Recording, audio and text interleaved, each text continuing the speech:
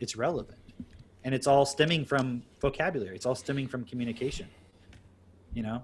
And look at how much the words are manipulated in the politics, you know?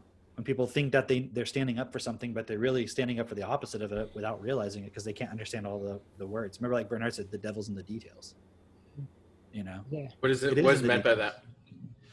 Well, it's meant in the context of like the details of everything you do and think on a regular basis. That's what's creating your reality, not just the big moments. That means You you should know, read the fine print. like women, for example, they think that the wedding is their big day, right? But that's like the least important of the whole marriage. It's like the little every moment by moment details of how you talk to the other person, how you interact, what you do, what you decide, what you buy, what you don't buy, stuff like that. Those are the details. So like, for example, that moment when I had that religious spiritual awakening, and that was like 1.00001% of all the breaths that you took. And those were far more consequential in reality than that one experience you had, Mm-hmm. you know? And so like the details is like, think about it with the whole police stuff, right? 9 unarmed black men last year were killed, right? Is that right, Drake? I know you've been looking at this, isn't it? I don't know the exact number. I know I that thought it's you were like, looking at it. it was, I know it's, 9 versus 15. Yeah. Right. Yeah. So, but haven't you heard this term where people are like, but black men are every day being killed in the streets by cops? Yeah. But then there would be hundreds, if not thousands of these deaths. You see what I mean? True. Yeah. It would be happening in every city. And it doesn't mean that the lives that are being taken in any context is acceptable. It's not acceptable. But when you play word games with it and then you're misrepresenting it, then the solution isn't possible. You know, and it works that way in relationships too. When you play word games over what the person did and you miss points of what actually occurred or what someone said, it goes into a whole nother thing that makes the solution impossible. You know? That's a big thing in relationships. It's like you get into an argument and then all of a sudden you're arguing over like semantics, over like just like, you know, but you said this and I thought this and that made me do this, you know? Right. Ken, you were And it's given. like, hold on, I didn't say that. Wait, that's not what I said. That's not what I meant. And then you get to arguing about that. Right. Ken, this morning when we were talking about like, you know, our stories and the way in which you explain just the world, right? Of like who has control, why, how do you exclude the most amount of people? Oh yeah. Well, like that was just describing. So like basically how everything's related to like our language. It's like if we create like a different subset of vocabulary, like within the English language, is like, you know, medical, there's law, there's finance. If I just start speaking that language, then I exclude like 99.9% of the population. I don't know like exactly if this directly correlates with what you guys are saying, but basically it's the same point in terms of like if someone even has a misunderstanding of any one of those words, their brain will just like shut down. And then it becomes like an emotional point because they don't understand. So it's like, is that what you wanted to refer to? What I wanted to relate it back to is when you're saying the devil's in the details. Yeah. Is like Okay, yeah. you just write the details in a completely different subset of language, and where, you know, there's some information of that says like we specifically went as far as to revitalize a dead language of like Latin and Greek, right? Just in order to exclude people so that they pay extravagant amount of money just for people to understand a language. Yeah. And what I'm talking about is law and med school, right? The medical industry. So it's like Well, I took Latin in school. Any of you guys take Latin? No. No. Right. So I took Latin. I went to a college prep school in Houston, obviously, and or you guys know that is what I mean. But it was like a Catholic school. I took Latin because that was a choice, other than Spanish and French. Those were the 3 that they, I think, offered when I was in high school. And I took Latin. Took it for 3 years. The second 2 years, I didn't really learn much because it was mostly like translating poems and shit, and I just had no interest in it. But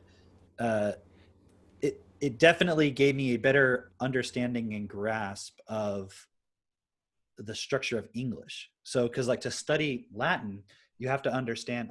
So I don't know if you know this, but in Latin, you can actually change the word order of the words in the sentence and still make sense out of it, because the endings that you put on a word when you're writing or speaking Latin tell you what part it plays in the sentence. So for example, if I say I hit the ball, I is the subject and ball is a direct object. So in Latin, if you say the ball hit I, that's a totally different meaning in English, right? Or it's at least different. But in Latin, if you keep the same ending on the word and you reverse the order, it still means the same thing because the ending of the word determines what role it's playing in the sentence, right? But to understand that, you have to understand what a direct object is. So it actually gave me a more clear understanding of how English works. And at the same time, when I was learning that, I was also taking an English course as a freshman in high school on sentence diagramming. We had to take these complex sentences apart and rewrite them in a way where it shows all the different parts and how each part relates to each other and so forth. So I'm getting this understanding of the English language and vocabulary and everything that most people wouldn't have. And like even within Latin, I'm learning all these roots and like words in Latin that if I saw a word like amicable, let's just say I didn't know what it meant, but I knew in Latin amicus was friend. I'm like, okay, something about friends, friendship, friendly, I don't know. But if I had to choose between other words, like on a SAT, for example, I could maybe get that one right. Yeah. And I got I think I got almost a perfect score on the verbal part of the SAT and the PSAT because I think in a large part because of that training that I had within it. That right there gave me like full scholarship to one of the top schools here in Texas, scholarships all over the country. So I had a huge advantage just from that perspective because of the language aspect and learning that stuff. You see what I mean? So, and there's an interview, you guys have all heard of that audio from Bernard Pullman about science and language and equal money system. That's a huge one because it makes exactly that point you were talking about. Massive. Yeah, that opened my eyes to seeing how language, like I just remember language in school being, oh, you have language arts class, and then you have math class, and then science class. It's like, okay, whatever. But then when you really start looking at it, I mean, how is this podcast done? It's through language. How is sales done? How's advertising? I mean, advertising includes images, but it's still words. It's like we're so ingrained with words and they're all around us that we don't even realize how much words build up our reality and allow us to create reality. And that's really fascinating. I definitely want to touch on that today, of the importance of language and why it matters.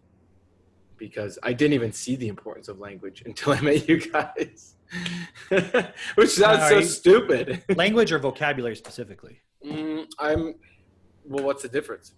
Good question. Language is words themselves. To me, Language could be kind of like any language, right? Could be like Latin, could be English, Spanish, whatever. Those are 2 Latin languages and an English one, German.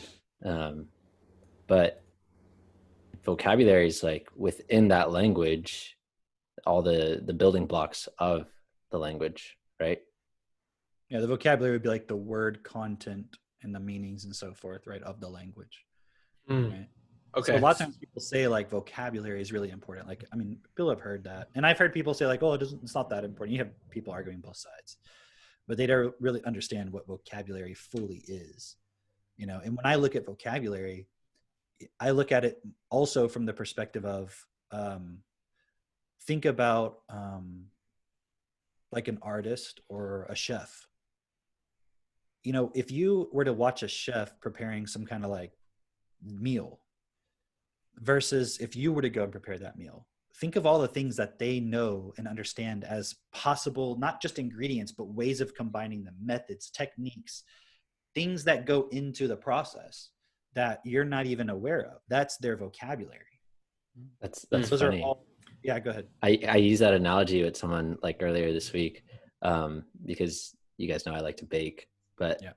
when somebody tastes something, like let's say I made some really good biscuits, right? Oftentimes somebody will ask me for the recipe and I'll give them the recipe, but I also generally tell them you're not going to be able to do this. Like I know that. Flex. Getting bakey with Drakey. But it's like I actually look up a lot of things when I'm baking. I look up like, okay, well, how do I make it more, airy Moist or or flaky? something. Yeah. Exactly. And so I'm looking into all those things, and I do it over and over and over again. And I know, oh, this is what I did last time that made it like that. And so it's a complete different understanding than the average person, you know?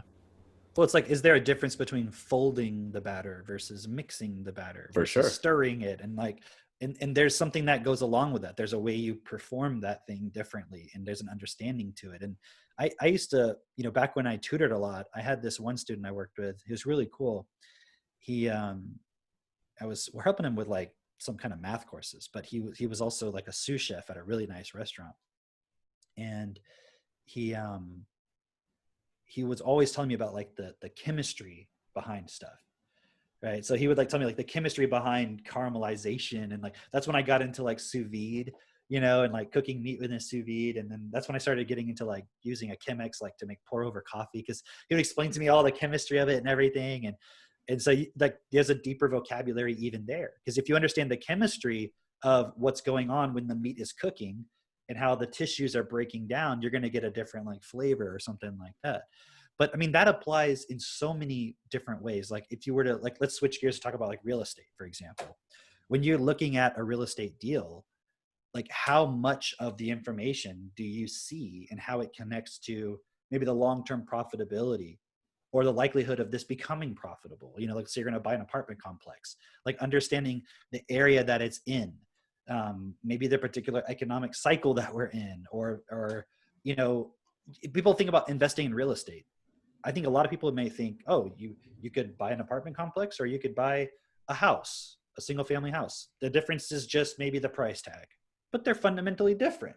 You know, like depending on the way things go, it might make more sense that you're going to have people coming in and out of that apartment complex versus, you know, people aren't going to be renting single family homes. Or I'm just giving an example, right? So there's like so many different points of information that you need to have to know how to make that work. And that would all be a part of the person's vocabulary, you know.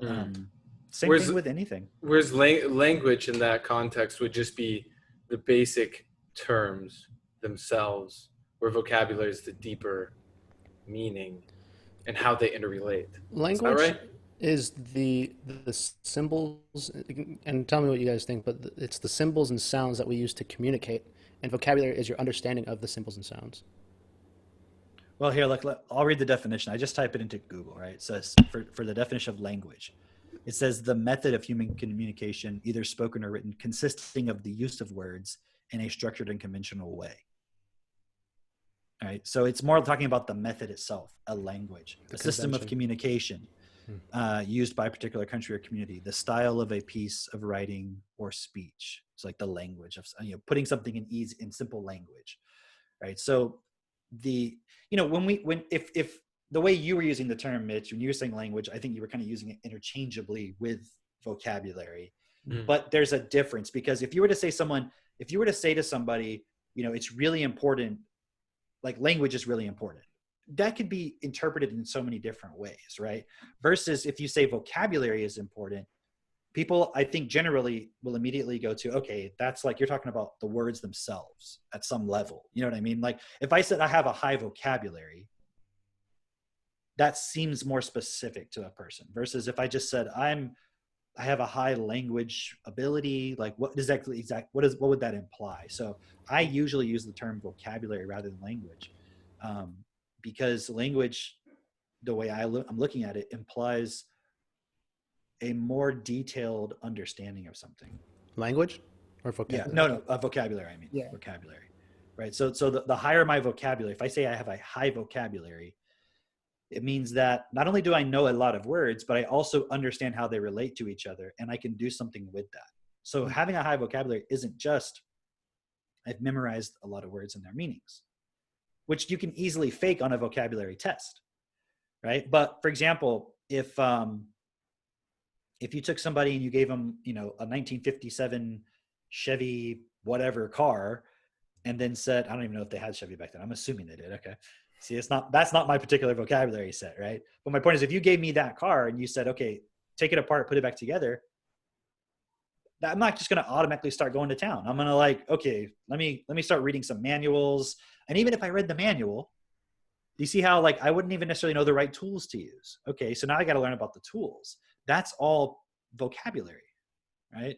Versus somebody else who's been studying cars and grew up with that and it's a part of their vocabulary. They're just like, okay, well, we need to put it on a lift and we need to get these tools and start doing this. And oh, with these types of Chevys from that era, you have to like make sure you get this part off first, otherwise you won't be able to get this. But you'll have some understanding of things, right?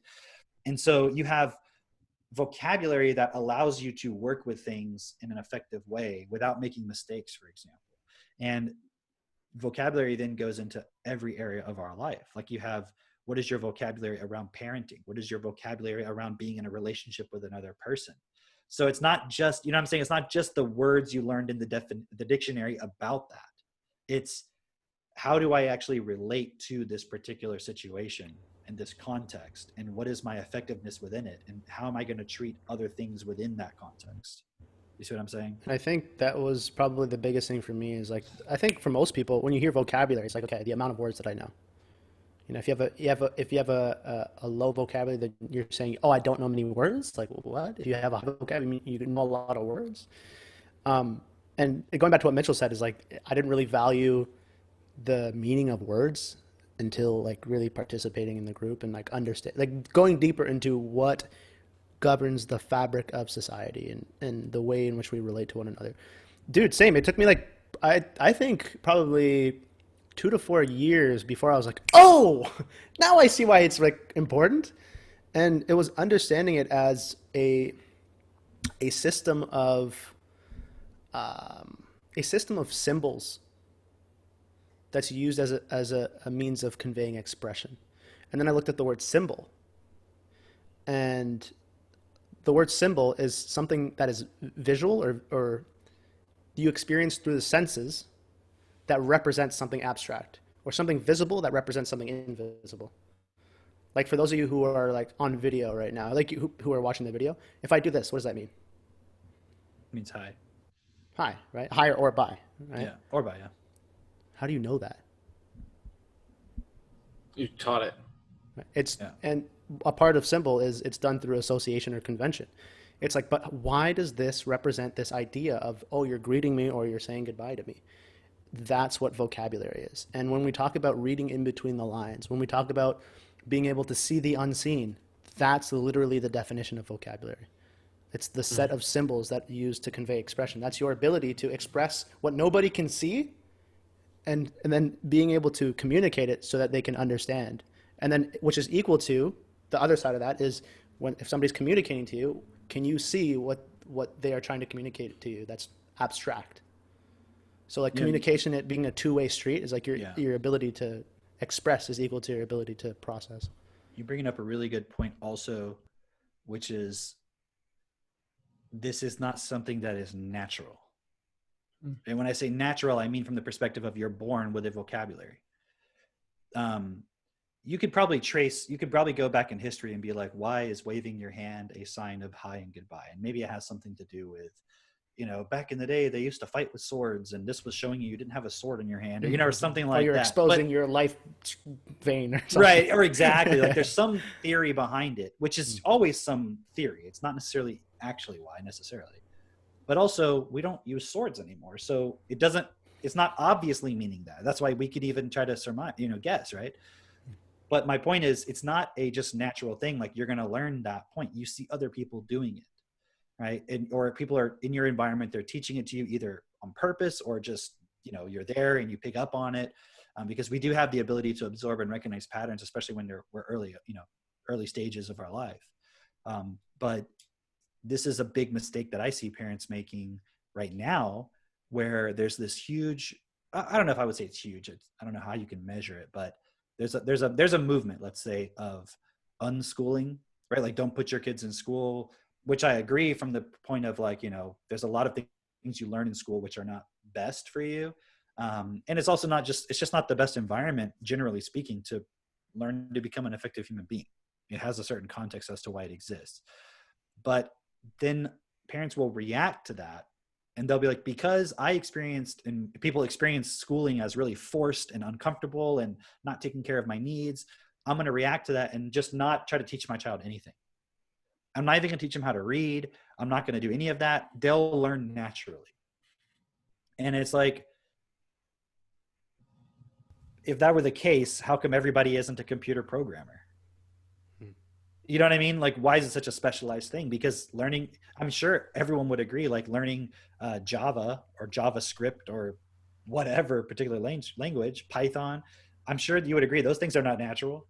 Well, yeah, those are clearly arbitrary and artificial. Well, so is language. So is the English or the Chinese or whatever language we're speaking is an artificial thing. It's no different than a computer language. It's just the operating system for the human being. That's Right? a cool point. Yeah. So there's a danger where parents go like, well, they'll learn, they'll pick it up, right? They'll figure it out or whatever. And you can point to examples where that seems to happen, but it's always an example. I mean, I can't say always, but let's say the vast majority of times where you see this, the parents are highly educated or they have a high reading ability already and they went through some school process or something. So in other words, maybe they got lucky or whatever the thing was, but their children, it's not like you have a parent who's totally illiterate and that child's just going to naturally learn how to read and they didn't go to school or anything. You know, and I'm not advocating for therefore your kids should go to school and so forth, because that's part of what we talk about is how you can support your kids in a more effective way than that.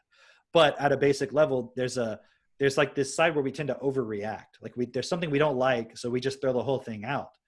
And so I don't think school is the thing to get rid of, but I think the concept of, or what I know is the concept of systematically making sure that your children learn a vocabulary and how to read is vital as a human being, especially now, like as if you were saying earlier, that point about the battle of the wits versus the battle of the fittest, right?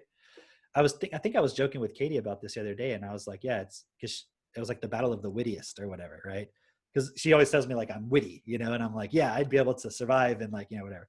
But it's like it's a battle of words, right? So if you want to make the rules of society, is it who has the biggest force or who has the best vocabulary, who has the best words, right? And think about it. If you really were to go into all of the politics and everything going on right now, you'll see how much of an influence China is having in U.S. politics and in U.S. culture and everything. What do you mean? Yeah, how so? What do you mean? Well, what I mean is, for example, if you look at the push for the sort of communist, Marxist sort of systems of belief politically and so forth, that is a more of a Chinese Eastern way of looking at government and politics. I mean, it's obvious, right? If you just look at the way things are structured in those countries. So if you look at, for example, the influence in Hollywood of all the different political agendas that are now becoming more and more prevalent over the last 50, 60 years in America, it's all from the starting point of reducing individual responsibility and freedom and creating more reliance on the government and having the government be the solution. So even if somebody, and then now we're getting to like the left and right politics, and just so everyone's clear who's listening to this, I'm not politically left or right. You know, one of the things that we'll talk about, I'm sure at some point we'll have maybe even a whole episode on it, is looking at how we can have a economic and political system that considers what's best for everybody, bringing everyone up to their full potential. And I don't see any current political system or political philosophy or anything looking at things from that perspective, because the only way to do that is to also understand how our minds work as a human being. Because you can't, like, think about this. If you've adopted a political ideology that is looking at proposing some kind of solution, but within that, you don't understand how to change yourself fundamentally as a human being so that you can support yourself to always choose what is best. Well, then how can you do anything other than have some sort of system that either just says, well, fuck it, everyone should just do whatever they want and then we'll just deal with the consequences, or have some kind of governmental or systematic way of just making sure everyone does the right thing automatically through control. And I think that's what you really see as the two different sides politically. I mean, what do you guys see? Is that, I don't know if you agree with that kind of way of looking at it. Right? If you look at the left, right, it's like the government has to take care of us. Right? If you look at the right, it's like everybody should be responsible for themselves. Right? Yeah, But pull yourself up by your bootstraps. Right, that whole mentality. I mean, we're simplifying, right? Yeah. But if you were to synthesize the two and take the best of both, it would be like everybody has to take responsibility for themselves, and we should create systems that support all of us to do that and to express it. So we should have systems that benefit all of us. Like, for example, I don't think we should get rid of all government from the perspective that where would we get our drinking water from? Who's going to make sure that the water is administered effectively so that it's clean and that it gets distributed effectively? Do you want that to go to the hands of a company that's just doing it based on profit? Why should we even have to pay for water? Right. You know, you can kind of get into those things. But then at the same time, do you want, you know, the government deciding what you do for a living? You know, like what do you do on a daily basis, or what you can say or what you can't say? So what I'm saying is we have to look at what's the integration of both of those things. And I know we're kind of getting away from the vocabulary point, but this is what it all comes back to, is the vocabulary of, you know, politics, economics, and so forth. Because if your vocabulary is limited, and let's say, for example, you think everybody should pull themselves up by their bootstraps. That you always hear this thing, right? Well, how can you do that if you grew up in a home where your parents were not emotionally stable? And so at the very slightest stress, like you emotionally just crumble. That's a vocabulary. Like, how do you talk to yourself? How do you get through that situation? You know, and to say, well, you just let that person suffer and they have to figure it out. I mean, there's a time and a place for that kind of a thing. But at the same time, what if that person is now also raising a child? And now they're going to influence that child. You can see the whole problem will just perpetuate itself. So I really think we need to look at how do we develop the vocabulary around all these different areas, because what our society has become is a specialized vocabulary society. So it's like you learn this vocabulary and that's your job. And then this person learns this vocabulary and that's their job. But then they don't have an idea of all the different vocabulary sets. So, well, if it's a medical thing, I'm not an expert. I can't have an opinion on that. I can't even think about it. I just have to defer to the expert. You see what I mean? But that expert over here isn't an expert in economics. So they can't see how the 2 points are connecting and actually producing a result that's not best for everybody. But everybody's relying on the experts, and the experts are generally speaking wrong. Right? And so instead of having a vocabulary where it's like we really understand reality, each of us individually, we've abdicated that responsibility and exploited developing. Like if you're a scientist, you have that vocabulary. Well, I mean, you got a secure job. Yeah. You know? But what if you didn't get that vocabulary? That's like sometimes when you're like reading information, you know, you compartmentalize it and you're like, oh, I'm reading about business right now. And so this is all business related. And then you're reading some different information, or you're watching a YouTube, whatever, and it's about relationships. And so you're thinking this is just about relationships, but you never make that connection within your own mind of taking some of the concepts from here and using them here, and taking some of these concepts and moving them there, and how they're interconnected and actually how they're in harmony together, you know? And that's that same point that you're making with the specialization of language, because we actually have them separated in different people. It's even harder to make that connection of how they're related and how they go together. It reminds me of, you know, when someone knows 2 different languages and they can make a connection of the cultures, of where they're overlapping, how they go together. But when they explain it to one or the other culture, if you only know that language, I know we're going back to language. It's not vocabulary, but it's vocabulary. Yeah. And it makes it more difficult for someone who only knows one specialization, is the point that I'm making. They can't see past their specialization. They can't really see everything. But someone who is immersed in a lot of different things, or has a larger vocabulary, is what we're saying, they can see a lot more and actually make a lot of different connections together and see how those things actually operate together and can move and grow bigger. A perfect example of this is as a parent. When a parent is like, I have to put my kid in school because I don't know math. So they have to learn math. And so I can't teach them that. So they need the teacher to go do it. Right. But my question would be, why doesn't the parent know math? And isn't it obvious to you guys, like math is just a set of vocabulary? And so if anyone's not understood yet what I'm saying or what we mean by vocabulary, that should give you a clue. If I'm saying math is just vocabulary, because I think most people would be like, I don't know, what would be y'all's reaction to that without knowing what you know now? Like if you were I'd somebody say, else. what do you mean? Because math is numbers and Okay, symbols. cool. How is that vocabulary? Okay, perfect. So, because it's like sometimes I have to put myself in that mindset of like when it didn't make sense. You know what I mean? But okay, first of all, like you said, Asif earlier, what is language is just symbols. Like vocabulary is just symbols, right? So if you think about it, why is a number 1 any different than the letter E? In terms of they're both just symbols, right? What would you say? What would you say, Mitch? Why is the letter 1 different, or number 1 rather different than the letter E? Just by the meaning that we assign to it. It's how we were taught. But so it's a different meaning. That's all it is. And maybe the E has less meaning in itself. You know what I mean? But the number 1 kind of represents that quantity of one thing, or the number 2 represents 2 things. Of course, if you have numbers on a number line, like think about this. If numbers are just quantities, then what is a negative 17? Like, can you show me negative 17 things? No. No, yeah. You know, I mean, what about the square root of 2, which is a non-terminating, non-repeating decimal? You know, and you can show how it's a measurement, right? So if you have a right triangle with 2 sides where the legs are 1, then the length of the hypotenuse will be the square root of 2, just algebraically, right? Mm. So but notice I'm just speaking, I'm just talking.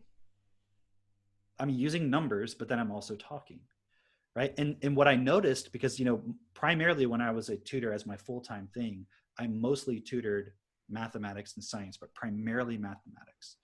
And so it's always kind of funny to me in a way, although I understand why this happens, when people say, when they had that objection of like, well, math, how do you work with math? Okay, outside of vocabulary, but what about math?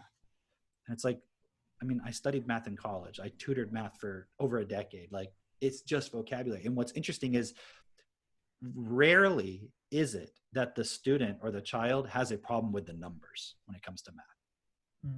Because if you think about it, don't you already know all the numbers? Like, Yeah. Like my son, Max, he's 3.5, right? And he can count to 100, right? And I'm confident he could count to 1,000, actually. I've never heard him do it because obviously that would take a while, right? But I'm confident he could do it because he understands that after 100 is 101. If you give him any number, he can tell you what the next number is. And obviously he's 3.5, so his ability to remember a set of numbers is going to be limited, right? In terms of his capacity with that. So maybe if you wrote it down and explained to him the number, but he could tell you what's the next number. So he already understands that. In fact, you can ask him, like, if you start at 17 and you skip 2 numbers up, what would the next number be? And he can tell you. So he understands that, right? He understands what a negative number is in the context of a number line. But beyond just basic numbers, like an addition and subtraction and multiplication and division, like what else is there in math? I'm going to be honest, I have no freaking clue. I tuned out so hard in math class as soon as we got to algebra. Okay. I was like, fuck this. I like that because that's the self-honesty, right? Mm-hmm. Wouldn't you think that and you have a degree in psychology, right? So wouldn't you agree most people are probably in the same situation you are? Yeah, we're even here talking about this. I can tell I'm pissed. But I'm pissed because I know, damn it, I have to go back and relearn that. Right. And I'm not over here talking some advanced mathematics or something, right? I'm not even trying to. I'm just saying, like, we're just talking basic stuff, but you can see, like, well, okay, but what actually is, okay, I guess what I'm trying to say, let me clarify my point, because this really helps people understand vocabulary, or if you grasp this. Beyond the numbers 1, 2, 3, and the negative numbers and decimals, okay, and then being able to add them and subtract them, multiply and divide them, what other numbers are there? There aren't any other variables, Okay. which are letters. Well, if you take those numbers, you can make other numbers, right? You can make like a fraction. Yeah. They call that a rational number. So a rational number is like you take two integers, which are whole numbers, and you divide them. So if you can write a number as the expression of two whole numbers divided by each other, that's called irrational. So if you can't, that's called an irrational number. Like you guys have all heard of the number pi, Yeah. right?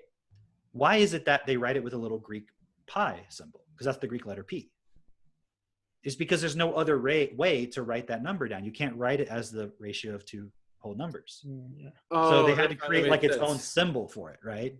And they call it an irrational, and then I think it's also called a transcendental number. I'm not sure if it is or not, but you can go look at all that stuff up, right? And there's other numbers like that, right? There's the golden ratio, which they use as the Greek letter phi, right? But my point is, okay, so there's numbers beyond just the normal numbers that you use on a daily basis, and I'm sure there's even numbers I'm not even aware of because I don't study, hardcore like the latest developments in mathematics, okay? And there's all kinds of other theory you can go into and number theory and all that stuff. But my point is, beyond that, can you see, even if I'm describing like the number pi and all that stuff, I'm not really just talking about numbers only.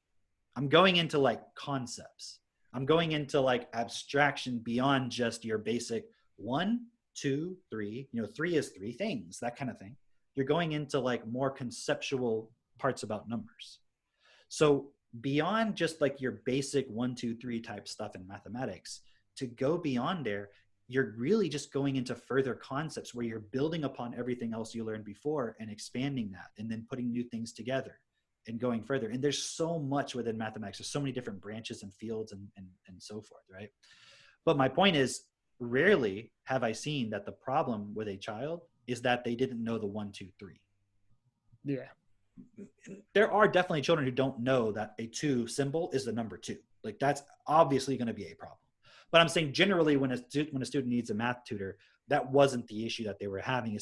Now, underlying that, if they're not recognizing those symbols at an unconscious level properly, that actually is going to create more of the problem that I'm about to explain. So it actually is an underlying problem. But from the surface, if you were just an average person asking the child, what number is that? And they're like 2, you would think, okay, they know that. Even though I know at a physical programming level, there could still be an issue with the way their brain is processing it. Okay, but that aside, usually the problem students have in mathematics is applying the concepts that they're learning, because the concepts are so outside of the context of what they're even understanding. Like, do y'all remember hearing the term quadratic equation? Yeah. Right. But when you learn it in school, you're just learning like, okay, here's the equation and here's all the things you have to do with it and all this stuff. But who actually says, okay, let's go out into our real life and look at something that actually operates under these principles. And let's look at it from that perspective. Like, I'm not saying there aren't any teachers like that, but that's not at all the typical experience that students have. So what happens is the math vocabulary that you learn as a student, you're not able to connect all the dots. You're not connecting it to anything that is in your reality. So it's just this abstract thing floating around in your brain that's like a subject you're learning for school. It's not relevant to anything. And I just have to memorize it and then do it on my test and then I'm done with it. You see what I'm saying? Even though if you understood how like computer graphics works, for example, you'd understand it's based on calculus and all that kind of stuff and a lot of artificial intelligence optimization and things like that. If you didn't understand this math stuff really, you wouldn't be able to do all that. Right? So the math we're learning in school actually is applicable, but the way we're teaching it to students, it's like, unless you're that kid who actually was already learning it on your own, or you had some intrinsic interest for some reason, and you were already studying stuff and building robots at home and shit like that, you're not going to really learn it fully. You're only going to learn to the level where you just memorize it, forget it, and then you're done. So it never becomes a part of your actual vocabulary. So then when you have children later, you're like, I don't remember any of that stuff. You see what I mean? Like, so now can you see how that plays into, therefore, as a parent, I can't educate my child. I need to send them to an education specialist. But if a parent understood it, why would they feel that need? Because like as a parents, like Katie and I, we don't feel like, oh, well, there's nothing we can't teach Max. Because whatever it is, we can learn it. If it's something that you need an expert to do, we can go find that expert and we can have them work with us to teach the kids whatever they need. But I mean, think about it. If you can't teach your child what you learned up through high school, what does that imply? You didn't learn anything. So you what didn't was fully learn. right? So what was the point? It was So- a place to put your kids when you had to go to work. Right. So the real question is, does school actually develop your vocabulary, or is it somewhere where, based on your ability to acquire vocabulary, you'll either do well or not? You know what I mean? Like based on your already existing vocabulary that you basically come into it with. And there's like a whole thing you can go into at that point, right? But, you know, when you look at the average vocabulary of the average teacher, they don't really know a lot about anything either. So you're exposing now your child to those people to just basically get them through the material, you know? I'm just seeing this, but I'm like, I haven't felt these feelings in a while. I'm feeling just pissed that I don't understand something. Wow. So you're talking about quadratic formula or whatever, and I'm like, oh yeah, maybe that was like A, B, C, D, something. You do something with them. Is that plus something like minus that? The square root of it. Right? I just remember being like, why am I here? That's the alphabet, my dog. Why did... Oh. Hey, there's numbers and letters. Okay. No, but it's a really good point, because as he was saying quadratic formula, I'm like, I never even understood the application of that. I was like, oh, it's this formula that you hold in your mind so that you can put it on. And I just like the word quadratic because it sounds fancy. And everyone's like, do you know a quadratic formula? And it's like, right? And it's like, going back to the very first point of what's the difference between 1 and E, and Mitchell's like the meaning that we assign to it. It's the exact difference between A and B and C and C and D, or 1 and 2 and 2 and 3 and 3. And the point is the meaning that we associate to a symbol, where the basics, generally speaking, a child would get that. And when you put it into a word or a group of numbers, they get that. And then you put it into a sentence or an expression or an equation.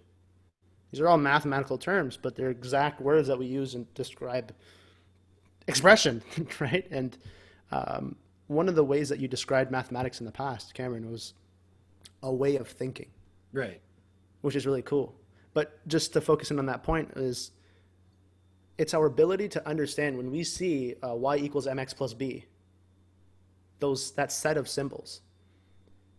What does that represent abstractly? And what is our ability to go from symbol to understanding?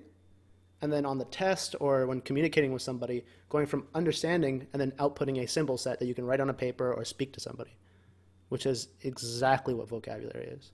Where the hardest math class in our school was physics. Like he prided himself on the teacher prided himself on being able to say, this is the hardest class you'll ever take in school, grade 12 physics. And I will make sure that nobody gets 80% on the final exam. And of course, me and this other girl get 79%, the asshole. I made sure. But the point is, it was all just, you have an equation, and it's the equation for acceleration, right? And then it was just a sequence of words, a question. Question 3 is, the velocity of the bullet if it's being shot downwards with the force of the normal and gravity and all. And it's just throwing out all these words to see if you can translate that into the symbol set and extract the numbers and put it in there. That's it. Nothing else. Yeah. And the problem was rarely a calculation point. It was just like, okay, you put the wrong numbers in the wrong equation because you didn't understand that. Yeah. But I also used to think like, oh, that was like math vocabulary, and then you went over like a volume example, and because you have some really good audios on that on your YouTube, which is really cool. That's Well, a think really about good this. point. Go ahead. Yeah, go ahead. No, it's fine, Dre. Go ahead. No, I was just agreeing with him because I've been tutoring a student in math, and just seeing how, like, okay, exactly what Asif just said. You have this equation. It says Susie bought 9 apples. Michael added 3 apples to Susie's 9 apples. How many apples do they have now? And, just asking, what are you supposed to do here? It's that process of being able to go, okay, well, Susie, okay, I should be adding. If I want to get to the end number, I should be adding, versus like, I don't know. If you don't know what that means, if you don't know how to construct that, then you're not doing math. it's not the numbers themselves. It's Right. the ability to get to, I know how to construct this and where it would lead me to get to where I want to go. Well, a lot of times what I noticed, a big one, especially when I was tutoring with like the SAT or the ACT kind of thing, is there'd be like these questions where it's almost like a small paragraph of information, right? And the student would tell me, okay, I'm having a problem with that one. So I would look at it and I would go, okay, let's read it together. So I would read it out loud with them also reading it. And I would say, so can you explain to me what's going on? Like, what are they asking you to do? And like a lot of times a common response would be something like, am I supposed to like multiply something? Right. And I'm like, well, okay, maybe. I'm not saying you're right or wrong about it. I'm saying, what is it actually asking you? Like, okay, first of all, what is the person trying to do here? What is the problem they're having? And they'll be like, okay, hold on. Let me look. Let me read it again. So they didn't even, when they read it, understand what was happening. I mean, that'd be literally if I'm talking to you right now, and after I talk for a moment, I'm like, okay, so what did I explain to you? Say, say it again. Can you explain it all again one more time? It's like, so you really didn't understand what I said. And because we tend to speak at a very low vocabulary level, just generally in society, we kind of take it for granted. Yeah, I know vocabulary. I know words. I'm not limited, right? But what especially right now in the world, what's so important about vocabulary is the ability to connect everything together. And if the average high school student can't even read one problem where all it was saying was, I'm trying to paint the walls of my room. There's 2 walls that have these dimensions, 2 that have these, and then here's the dimensions of the floor and the ceiling. Paint costs this much dollars per gallon, this many dollars per gallon. How much paint would I need? And literally the high school student is just like shut down. They didn't even know what the problem was asking. Fuck. So I mean, and that is like, and what I'll usually say, I try to say, okay, I would ask them, I want you to imagine you're this person and you're going to go, well, what are they trying to do? Because I don't want to just tell them because that's not going to help them if I just told them this is what it says. What is it the person trying to do? And they'll sit there and they'll look at it and they're like, okay, they're trying to paint something. I'm like, yes. Okay, cool. Now, and I'm like, so it was through, that was a big part of my professional experience, that when I was exposed to the idea that vocabulary is the fundamental problem in this world, where I was like, I could draw upon all that, and realize like, fuck, okay. Because even if we accepted that school is where everybody learns everything they need to know to function in society, well, I'm seeing the real problems in school. And even and I'm not just working with the problem students. Like I would have students who were doing just fine in school, but their parents wanted them to make sure they stayed having an A so they would have a tutor, and the kid wouldn't even need me. I would just be sitting there watching them do their homework or whatever, but I could see working with those kids, they were still just memorizing it. They didn't really understand. If you started asking things outside of that context, they don't know. They're just really good at memorizing it. They had some basic level of vocabulary enough that they could store that information in their short-term memory long enough to be able to repeat it. Whereas the other students, it's like their vocabulary was so low that this was like way too far above it. It just wouldn't even stay there at all. It's just like gone, So it's going back to exactly what Ken was saying, because I would talk to this with people who don't really fundamentally understand the concept of, let's say, compound interest. Mm-hmm. Or investments or multiplying. It's like the people who have a lot of money in this world, the only thing they focus on is investments. It's like putting a system in place where they make money and then just putting that money away for investments. Right. And me and Kian deal in that kind of field. And so when we talk, there's so many people that we talk to, and I'm like, okay, so what are you doing with your money? They're like, nothing. I have no idea. I don't understand any of it. 95% of the time. 1 in 20 people are like, okay, I have a little bit of understanding about what it works. But the main thing is everybody, generally speaking, like, again, 95% of people did not like math. Mm-hmm.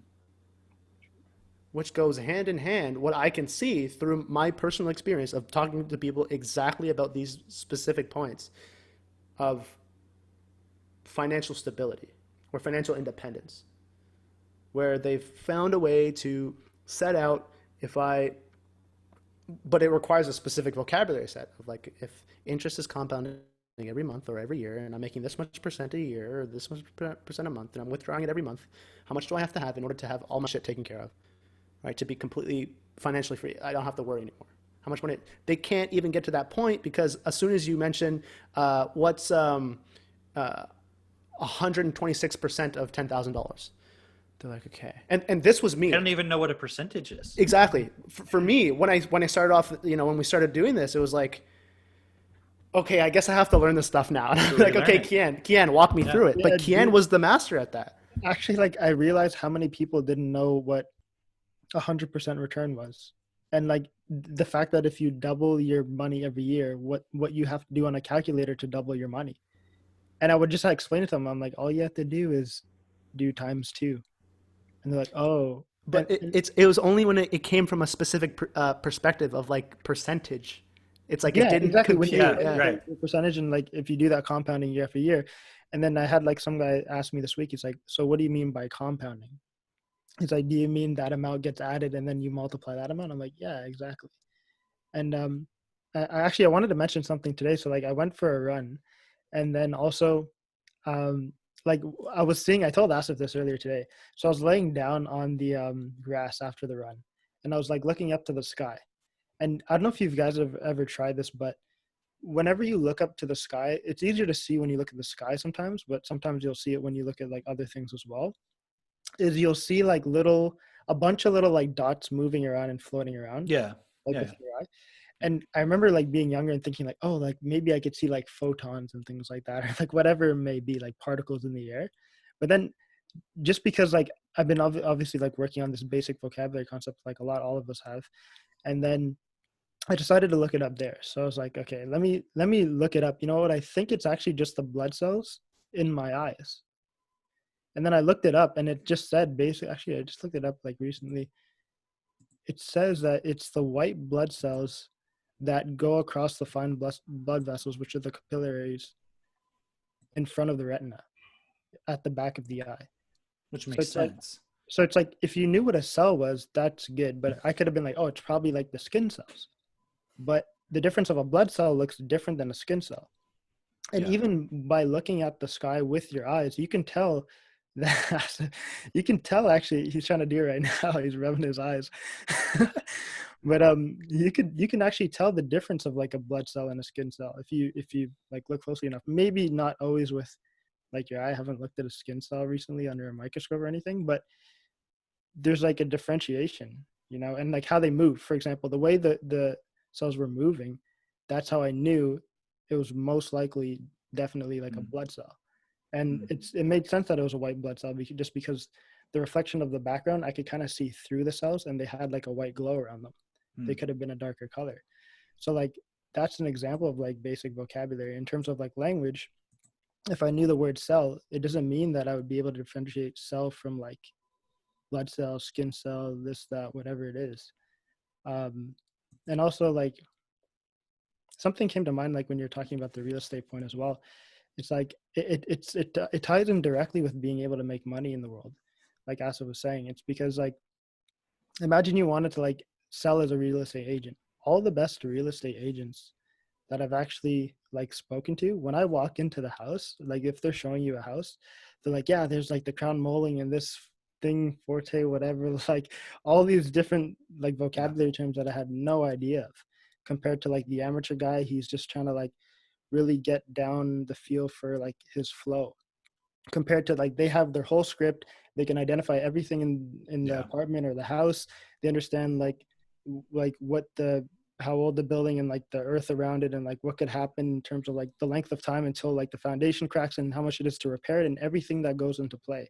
So like if something were to happen, they know who you would need to call to fix it, how much it costs, what are the details of it.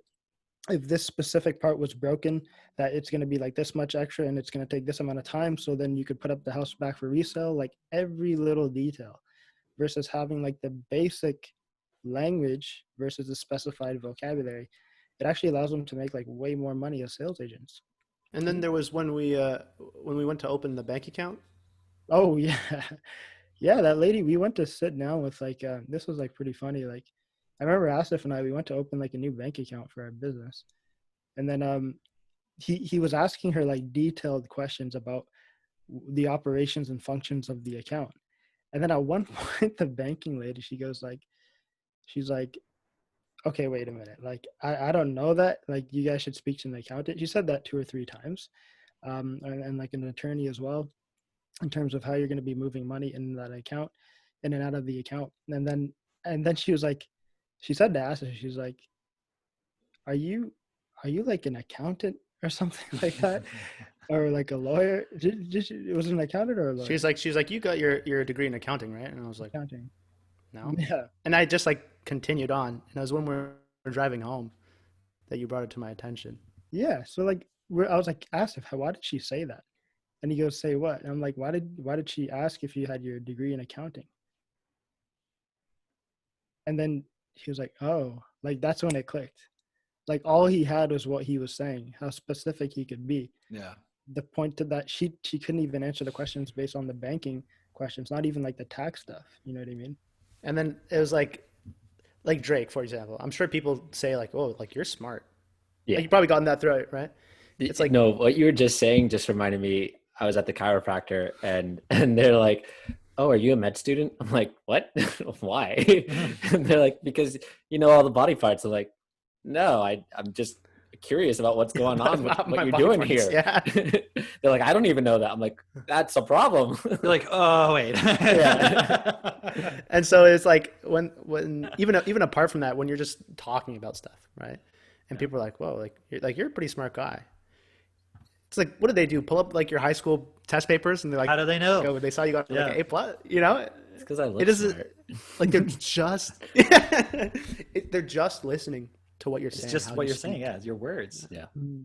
Yeah. I was thinking about this point while you were talking, Cam, about, well, basically how everyone thinks that they have a vocabulary because they're talking, you know? Yeah. But it's almost the same thing as saying a baby thinks they're talking, you know, they're saying the few words that they know, whatever, but you wouldn't want to bring your level of vocabulary just because everybody else is at this same level. You wouldn't want to bring it down to that level. You'd rather be actually having a real conversation like the way that we're having now. Imagine what it would be if we could learn even more. And that's where a lot of people, they stop. They can't even fathom, okay, how do I get beyond here to what is even beyond here? Why would I even want to go beyond here? I'm talking enough that this is fine, you know? And I remember in one of Cameron's YouTube audio things, he's talking about how Einstein or somebody says like the true mark of genius is your ability to like make complex things sound really simple. Oh yeah. Or something like that. Cameron, do you remember that?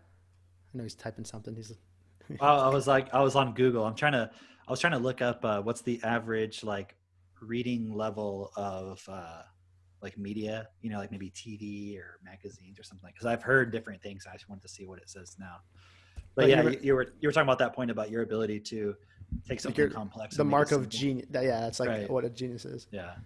And do you remember talking about that in one of your audios? Well, I was being a little bit snarky about it. Yeah, I you know, saying- I know. Because the reason why I was pushing back on it is because that's one of those statements where somebody, instead of saying, okay, how can I push myself to become better? It's like, how can I accept something so that I'm fine just the way I am? And you know what I mean? Which is like, that doesn't make your problems go away.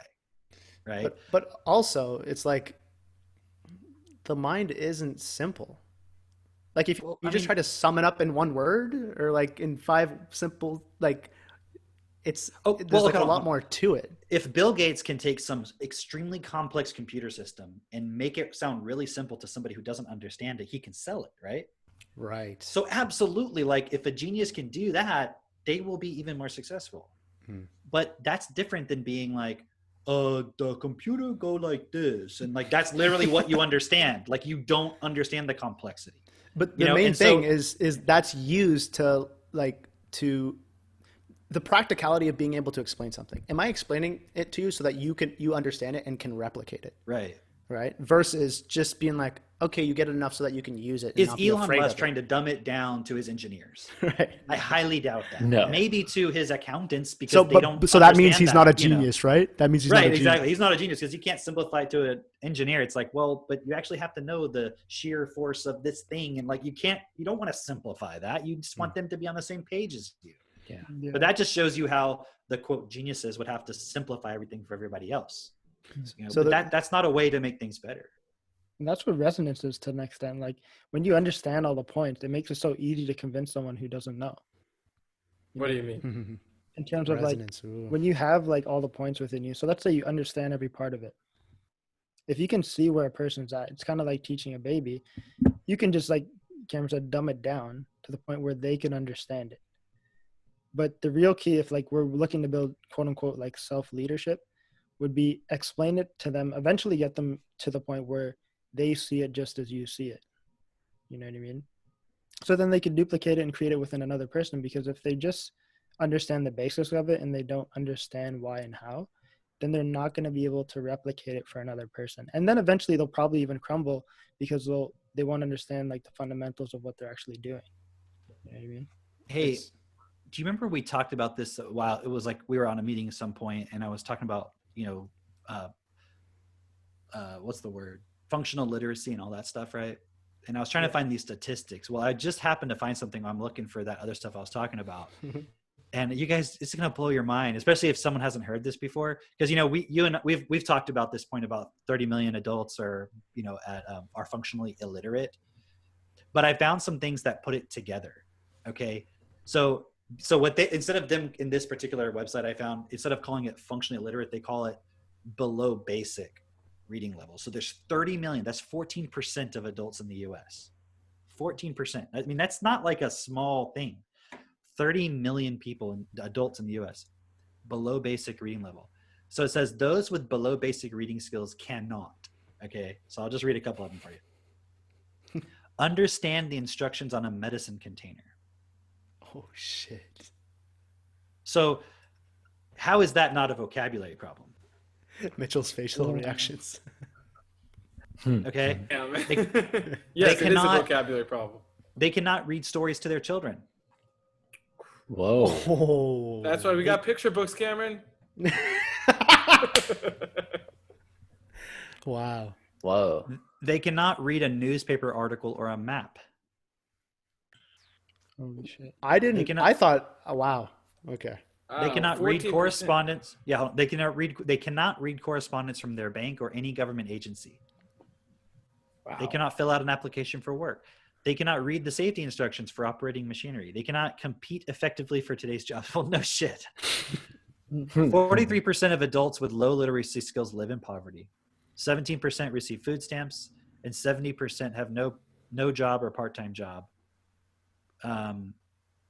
More than 20% of adults read at or below a 5th grade level. In total. Yeah. Wow. And the reason I found this is I was looking up the reading level of news. I just found one about newspapers, and it says this was in, where is it? 1992. I don't know. It's not really clear. It's got a graph, but I'm just going to look at this chart here. It says results show that the average adult reads at the 9th grade level. The average adult. This accounts for the fact that the popular blockbuster novels are written at the 7th grade level. People like to read recreationally 2 grade levels or 2 grades below their actual reading ability, reading skill. The average newspaper is written at the 11th grade level, the tolerable limit for a 9th grade reader. That was in 92.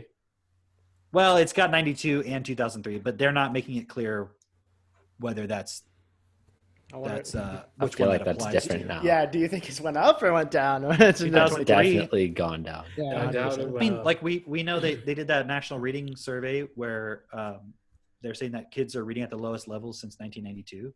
So it's probably worse, right? It's probably worse, right? I just watched not just, but I just watched a video on president's speeches, and they were showing the vocabulary level of president's speeches going down over the years, and how I guess it was about 20 years ago, it was still at a 9th grade level.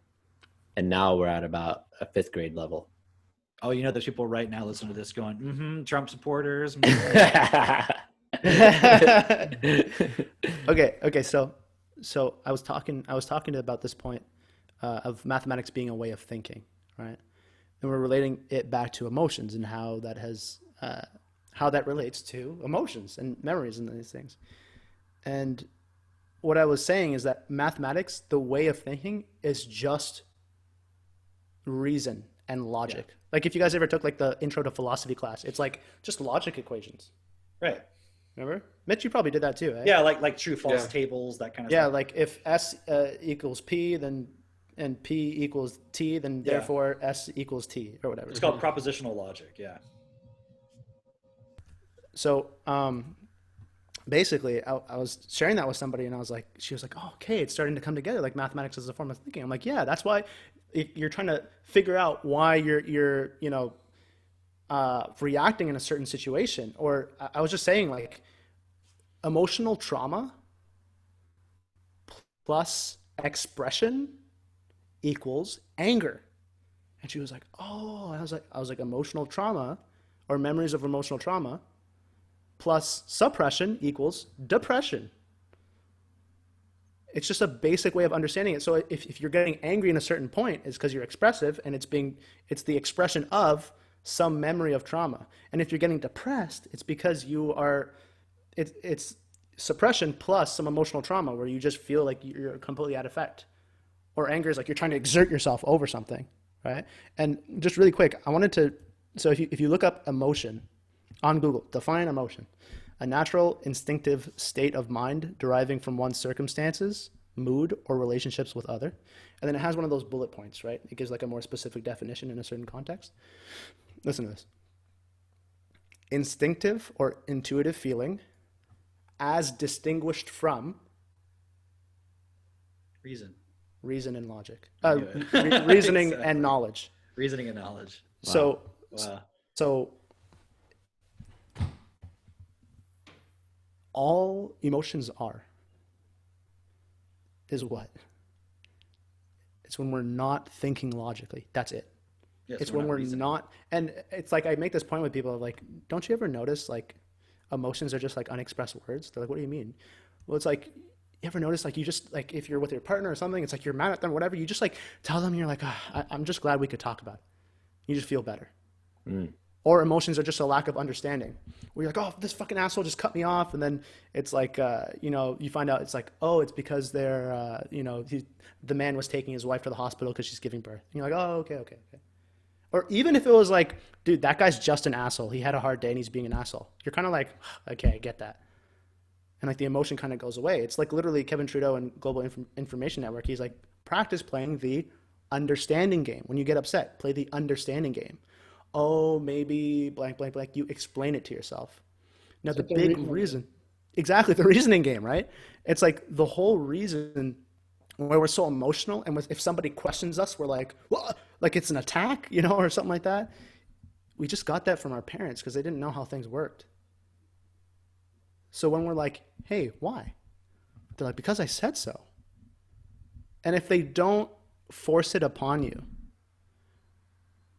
right? If they don't make you afraid of asking again, then you're just going to keep asking. Yeah. Right? It's a good point. That thing Kian was talking about earlier with when you were looking at the little, the blood cells in your eyes or whatever, you decided to go look it up, right? And that's what we always do with Max. I mean, Seneca is not yet at that age where she's asking why yet, but Max, always asking us why. Or if he says, well, like for example, if he had said, well, how come I see this or whatever, then, and if I really don't know, we'll go look it up together. Like right then and there, we'll go watch the videos. We'll start looking at it. Like the other day, Katie's watching videos with Max and Seneca about like the chemistry and biology of yeast cells because they're making bread. And he's wanting to understand, he's some particular question he asked. And she's like, well, let's actually go look it up and everything. Right. And so that whole thing of why, and look, I understand where it comes from because being a parent, it's like, I feel those emotions come up, but having the tools that we have, for example, just the simple point of self-honesty, knowing like, okay, this is a feeling that's coming up. and then breathing, forgiving myself, not going into a judgment, not going into any reaction towards it, just immediately in that moment forgiving myself for having that point come up, and then not acting towards Max or Seneca out of that reaction. Because so as a parent, what is the thing that comes up? The child asks why. Okay, you don't know why, but hey, I don't have time to sit here and educate you on all this stuff. So I got to go do this, or we got to get this done. So it's like, look, don't ask why. Stop asking me why. Like, I get where that impulse comes from. It's just that I know how to deal with it, how to stop myself from acting within that, so I could take that time. Because imagine if as a child, every time you asked why, someone explained. You know what would happen as a byproduct? You'd be really fucking smart. Yeah, you'd get real fucking smart. That's why my kids are so smart. But it's like we kind of like prop that up, but really that should be the normal. Right. Right. But if That a should be parent doesn't absolutely have the vocabulary that I have, and when I say vocabulary, do I already know the chemistry of such and such things? Not necessarily. But what vocabulary do I have? I have the vocabulary of I'm reacting. This is not me. This is a movement inside of me, an irritation or whatever it is, depending on the particular situation. I can stop that. That is a vocabulary set. That's why I was saying earlier, like, think of vocabulary like a chef has a certain vocabulary. So the vocabulary of self-perfection, that's a vocabulary in itself that if you don't have it, number one, you won't even think it's possible. You won't even think it's possible to go there. And so you'll look at all the problems in the world potentially, and you just get angry. So, I mean, look at what's going on right now in the middle of June 2020. You've got the riots, and that's evolved into autonomous zones and all kinds of other crazy stuff going on, and people still getting angry and all this stuff going on. It's a point where people are feeling the emotion. Things are not best in this world. And with that, I totally agree. I don't think people should be killed by the cops. I don't think people should be targeted for anything based on their race, or they should be disadvantaged because of that. But if we can't have a discussion about what's the actual solution, because we're not willing to reason the whole point through and be honest about it and actually look at it and see, where can I take self-responsibility? Where can other people take responsibility? Where can we collectively take responsibility by putting systems into place to prevent these problems from happening? Like, why do we even need police officers? Right? But if we immediately go to, let's just take the police out of the equation, well, then isn't that also going to cause problems? Yeah. So so the question I ask is, how can we create a world where we don't need police? Yeah. And then they say, if you create laws, then you create criminals, right? So does that mean we should have no laws? No. Like that right now in the current context of reality, that doesn't make sense, does it? No. So how can we create a world where we don't need them? That would be the question I would ask. And so instead of having that impatience of, well, I just want it to be this way, and this is how I think it should be, therefore it's that way now, that's not enough. Because, wishing that you had food on the table doesn't put food on the table. Going to work, in the current context of reality, going to work and having the money and then buying the food and then preparing it, that's what puts food on the table. So how do we create a world where, the youth are not feeling a lack of purpose or resorting to crime, or where people are utilizing their position in the system to belittle other people or to prevent them from competing, or whatever the thing is? We have to look at the whole context of the system we live in and what is the root of all of this. And that is vocabulary, and going back to the point about specialization, if you can't see how the economic system and the political system and the education system and the medical system and all these points are connected, right? How can you put it all together and realize there's a common point here? Mm-hmm. That's what mathematical thinking is about, like you were saying, Asa. That's why I said before, in whatever context it was, it's about how you think. It's not about, I know what a quadratic equation is. Really, there's not much use for a quadratic equation in most people's lives. Yeah. But what everyone does definitely have a need for is, okay, here's our basic axioms. Here's the things we're accepting as valid. And then if I put this one and this one together, it creates this consequence. Is that a consequence that we want to accept? Nope. Okay, maybe we need to go back and change the axioms. But who wants to do that? They want to say, I don't like the consequence. here's the reason why. Well, hold Yeah. on. Let's actually trace back the reason here. No. Don't do that. I don't want to do that. That's not it. You're trying to use logic. We're not trying to use logic here. We're just, this is the answer. This is what I want. Right. And so like we were talking about earlier, a lot of it is just revenge. It's not actually looking at, let's actually solve the problem and make sure everybody has what they need. Yeah. And usually know- it's supposed to do the opposite thing, which creates another issue. Exactly. You That's can the change whole the idea setting of for it. revolution and all this stuff is like, you're just trying to punish the people that have what you want Yeah. instead of looking at, okay, you know, maybe there's a certain level of excess in this world that's unnecessary. Like, do people need to have $1 billion worth of like influence in the world? I mean, not if that means everybody else is poor.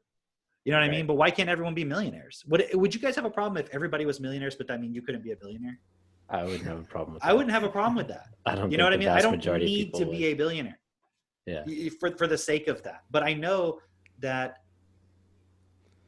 given a world where it seems like either there's billionaires and poor people, or you're either a billionaire or you're a poor person, of course everybody's wanting to be a billionaire.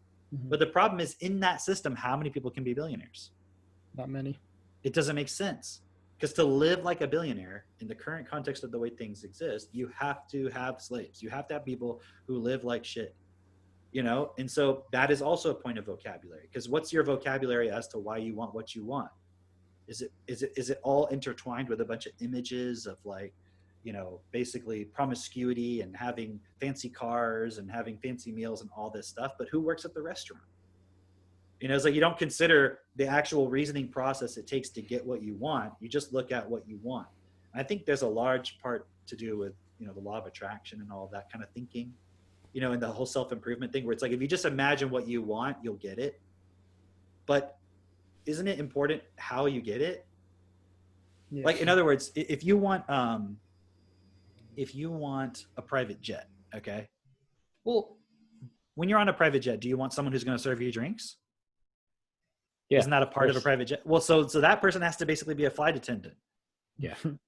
So As long as your it makes you idea of feel your good. dream involves this person. Somebody has to exist to be a flight attendant. Let me ask you a question. Do you think that's that person's dream? No. You know what I mean? Like, who's actually thinking, okay, how can I Oh. change my dream that would actually fit in with what everybody else would actually want too, and not limit me? Mm. But then also, how much of what you want is based on a feeling of lack? It's actually an emotional desire rather than a reasoned out.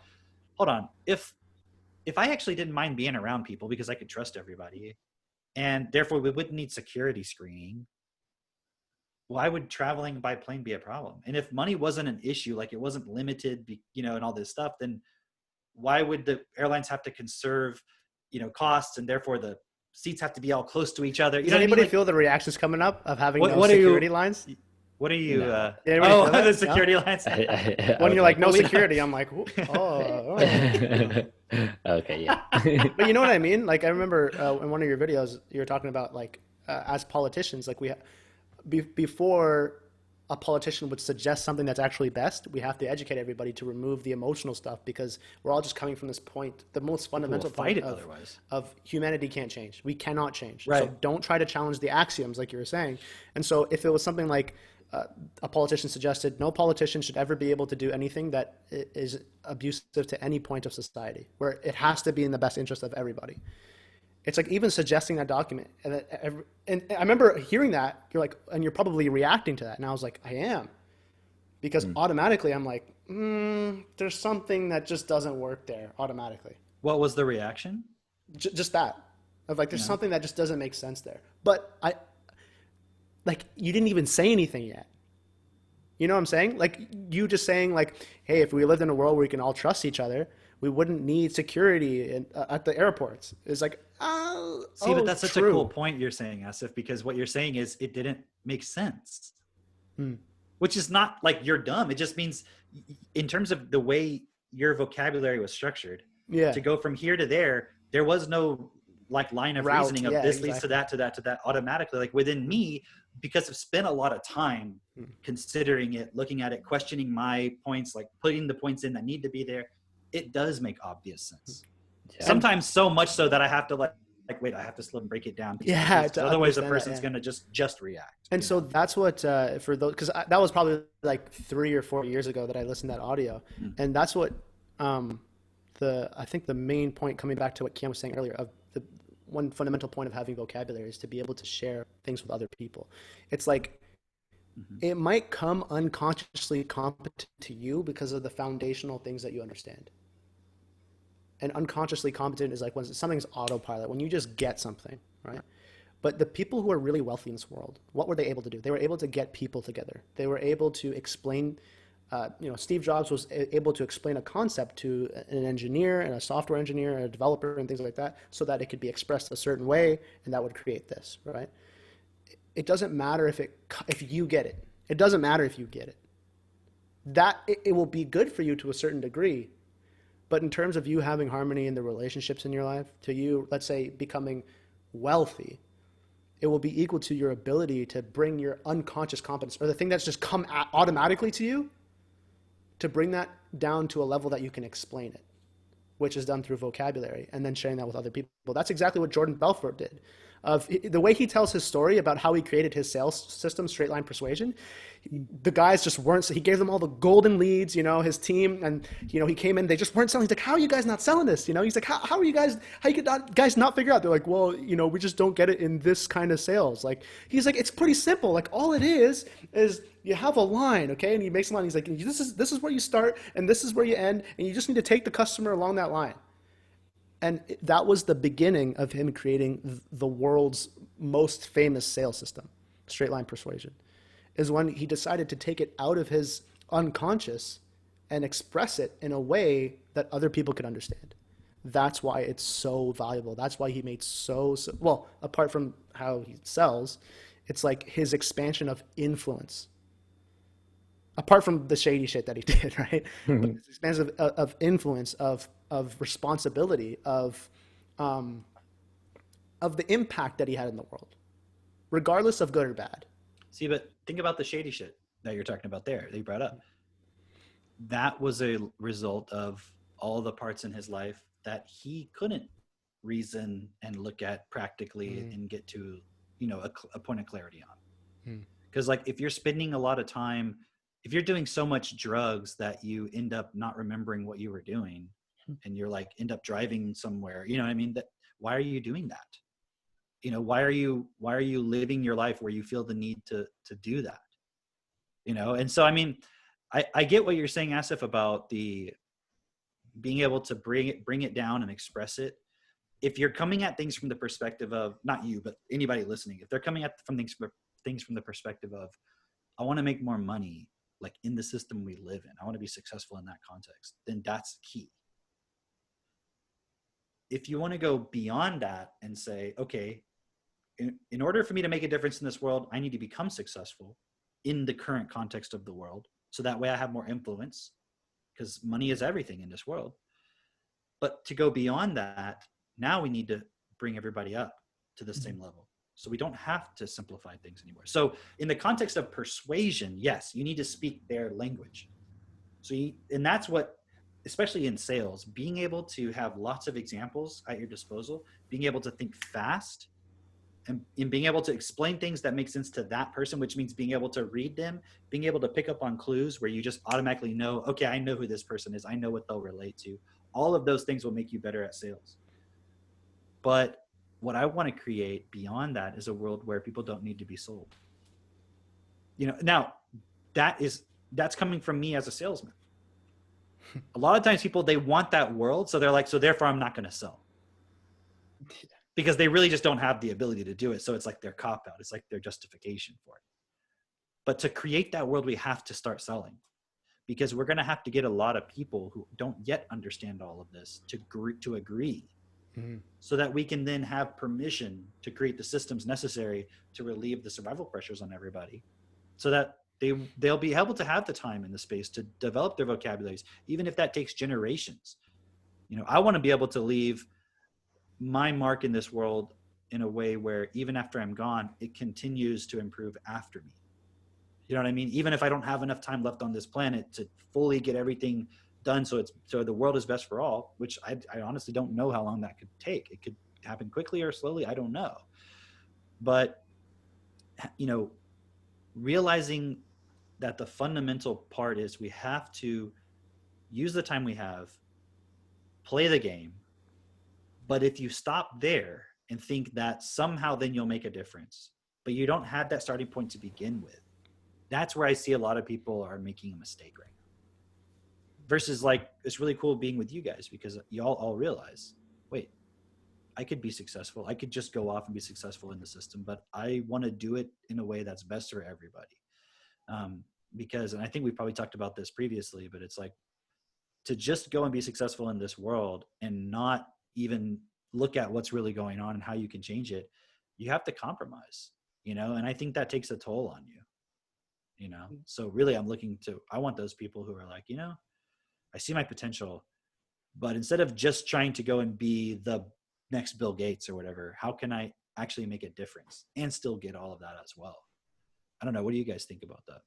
Well, I mean, like one thing about what Asa said is like transferring the information. Hmm. If you really like walk the points for yourself in terms of becoming successful in the world and also developing like a high level of vocabulary, you automatically will have the ability to transfer that to other people. I think the reason why people don't transfer it is because we live in a fucked up, corrupt, self-interested, evil world system. So Competitive, yeah. you're incentivized to keep information from people. Oh, that's a And really you good just point. Yeah. teach them enough so they could work for you as a slave instead of actually transferring and taking the time and patience to educate them so they can become equal to you in making a difference in the world. Because if you did that, then your business would suffer. Like typically in, you know, most At least at subconscious, unconscious level, like, you know that. So you just hold back without even realizing it maybe in many exactly. cases. Like I've seen it happen in sales companies. Like as soon as the owner started showing everything, like how they operate, how they run their operations, everything like that in terms of installs, like my friend just like 20 something years old went to like open their own companies. There's like 10 of them who did it. And because I didn't have like emotional stability, like a lot of terrible things, you know, like the roller coaster up and down. Right. But basically it comes back to really like that starting point of what's best for everyone. Like you were saying, if you really just, you know, take that time and consider how can I start building my life where I don't have to compromise myself because everything that I'm doing is going to be aligned in terms of changing the system where everyone gets supported, then through that process, wouldn't I have to develop other people to understand and see what I see?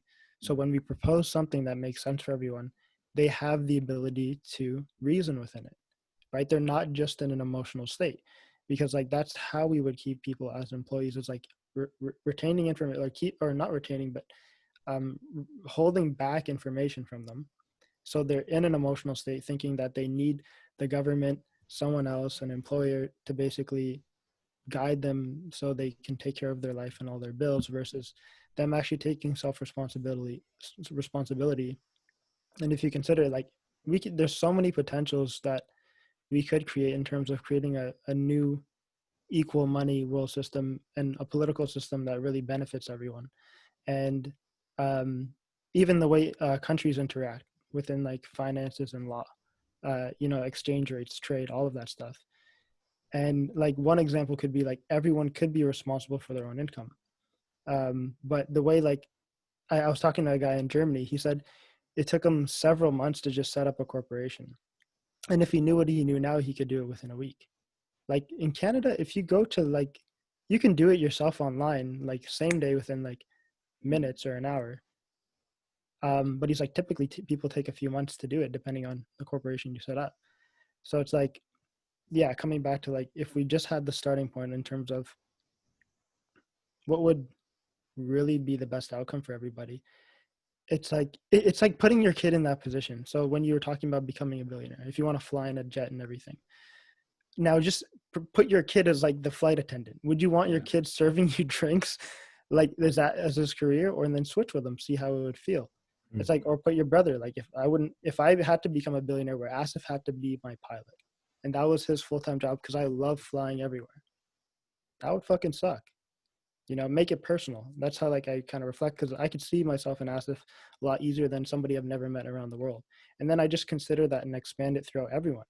It's like, okay, if I'm going to treat him that way, if I would want to be treated a certain way, how can I develop like having that freedom and abundance in a way where everyone has it at the same time? And like it's really like a something that, like you said, most people can't even consider. Like I didn't consider before. Like I don't think any of us really consider this. Like when we probably all have thought of it growing up, but no one really showed us like, oh yeah, like that makes sense. We're working on that. We can do it. And like that's probably the biggest thing, like you said, also that really brings us all together is like we see that is possible, and that we all want to do it, and we're doing something about it. Even more importantly, It's like, if we broke it down to the simplest terms, there's input, and then a system, and then output. And what Kian is talking about is adjusting the starting point of the system, the way it, what we're saying is vocabulary determines the way in which you process information. And what I was saying before in terms of taking things from like what comes automatically to you so that you can actually translate it and explain it, or say it's equal to if you're having a bunch of emotions running through your body, it's when you write it down or speak it out with somebody. So you'll feel better. Oh, dude, that just like lit something up in my brain. Sorry to cut you off, but Go. it literally is like when you're doing math and you can do it in your head, or if you can't do it in your head, you have to write it out, right? That's Wow. Yeah. that just clicked for me. That was awesome. That's a really good point. It's a really good point because I'm not good at like, I'm like, oh, let me get my calculator, you know. But Kian's somebody who's just right. So what we're really suggesting, what self-perfection is, how Cameron was talking about, self-perfection is a set of vocabulary that you have to have inside of you so that when input comes in, what Kian was talking about is when input comes in, if your starting point is survival, lack, then everything that you output is going to be creating more survival and lack. So you'll be 20, 30, 40, it doesn't matter. You're still going to be doing you're going to have the same problems. If you look at the more general problems, you're going to have the same problems. And what the real problem is, right? If you took 100 people or 100 opportunities and you took 2 people, right? And you tossed the ball you laid all the opportunities on the ground, you tossed the ball in the air. One of them was flipping real estate, one of them was Forex trading, one of them was ecom, one of them was MLM, whatever, everything. Okay? And person A throws the ball in the air, whichever one it touches first, that's the one they do. Person B throws the ball up in the air, whichever one it touches, that's the one they do. Person A, no matter what opportunity it falls on, they'll be successful. Person B, no matter what opportunity it falls on, they won't be successful. So what's the variable that's changing? If you're in a room with 10 people, 100 people, and you say a sentence, and let's say there's 10 people, and 6 of them don't even consider it as anything important. 4 of them are like, oh, that was significant. And 3 out of those 4 are just like, okay, cool, like that's pretty cool. I would want to say that again. And one person is like, oh, I see how that relates to my life, that I can take that as input and then output a new result. That's our ability, because vocabulary is your ability to express, but it's also your ability to receive, to download, to understand what somebody's saying. And so if everybody gets the same output into a system, we're all listening to, let's say global information network stuff, or we're all listening to all this stuff on YouTube about how to be successful. Why is it that one person can pick any opportunity and be successful, and one person can pick any opportunity and just not make it? Like, you guys know, this is a joke I make of how people here know the Midas touch, right? Mm-hmm. And a part of the concept of it, of like, everything, it becomes problematic, but like the Midas touch is everything he touches, it turns to gold, right? Yeah. I say that what we were programmed with is the poo-poo touch. where everything you touch, it just turns to shit. It turns to poo-poo, sorry. Right? But the point is, it's you, it's me, it's us as individuals that are creating in our life. It's you, it's me, it's us who are creating like the acceptance of like these systems that create more lack. It's like our starting point, or our vocabulary set is endowed with, if you're rich, you did something bad to get there. Hard work is what you need to be doing in order to create money. Or you can't even end racism. You can't even end poverty. Why are you even talking about it? That's just the way the world is. People are always going to be starving. That's just human nature. You're always going to have to work to pay. It's just how it works, right? It's like with this fundamental, and this is the thing that we talked about before, of everybody's really great at pointing, Jordan Peterson, Ben Shapiro, they're good at pointing out problems, right? Bruce Lipton, good at pointing out a problem. All these different guys, right? But who is really talking about a solution that makes fucking sense? Right? Let's talk about solutions. Exactly. For me, I found a very clear solution. So when I met y'all, I was not really doing anything different. I wasn't getting different output. It was like input, and I was like, doing my thing as an entrepreneur. And then the output was just consistently like, make some money 1 month, and then it collapse. Make some more money, have it collapse. Make some money, get overwhelmed, and then not break through. And I was seeing that I'm not actually changing. But then thankfully you guys showed me TechnoTutor, which is a way to program in vocabulary and reprogram what that vocabulary means to me. And so I went ham on that thing. I mean, I would do 3-4 hours a day for a while because I started to notice my thoughts were changing. And then I started noticing a different result. And then once I saw that the result was actually changing, then I went really hardcore in it through your guys' support, specifically Kian. And then it was so profound because one day it all clicked with me in particular. I'll never forget it. I was looking at the data from one of my businesses, and I was seeing how the profit was still negative. And I noticed my thought, the shitty thought that I used to have was, damn it, why is it still not working? I noticed that thought come in, but this time I didn't identify with it. I almost pushed it away in a sense. I was like, no. Why is it not working? So I asked a new question. And that was the fundamental upgrade to my system. And then I was like, wait, okay, why is it not working? And then I went over to a different part of the business and I looked at it and I was like, well, it's not working because those 4 things are still on, and I need to shut those off and do this new thing. And then it shifted. And then it was a new level of vocabulary in me of, oh my God, I actually get why it's making more money. And then I brought it to that next level and the next level till it changed. And now there's a permanent shift within me. So I know that human nature can change because I've seen it within myself and with at least 8 others where they did an exact same thing that I did with their own business, and it worked for all of them. So that's how I see practical solution right there. But now I'm putting in all sorts of new input, and I'm building my vocabulary through reading different books and things like that, and using TechnoTutor with the books to understand, whoa, what does it look like to have multiple businesses now? Take on that responsibility. Now train other leaders, build leadership development. And that has been phenomenal because now I see firsthand I had the vocabulary of a broke person, and now I have the vocabulary of a true investor entrepreneur. And there's still ways to go, but now I know that I have that, and I don't have to believe if I just affirm it enough times it's going to work. It's like, no, I have the proof. So that's one. But you tried that though, eh? You tried that. Oh, I spent weeks of time in the mirror reciting affirmations. Didn't change anything. Let's just talk first 6 months of applying TechnoTutor, the point you're talking about, tangibly in the business. What did you see change? Wait, let Kian tell. No, Mitchell or Kian. So I would make about $2,000 a month, and they would go up and down, up and down. That's a profit. And then back in August, September, if you net out all your work in the business, about what were you at overall?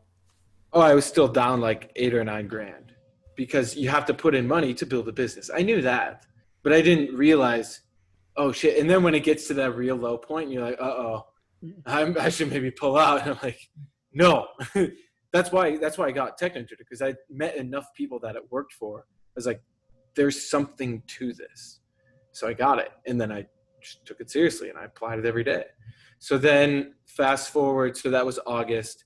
By October, I had then really started to notice my thinking was changing, but I didn't have that breakthrough until it was halfway through October. And then it all clicked and it went through. And so by the end of that month, I was still at, it was about like 3K. That was my best month.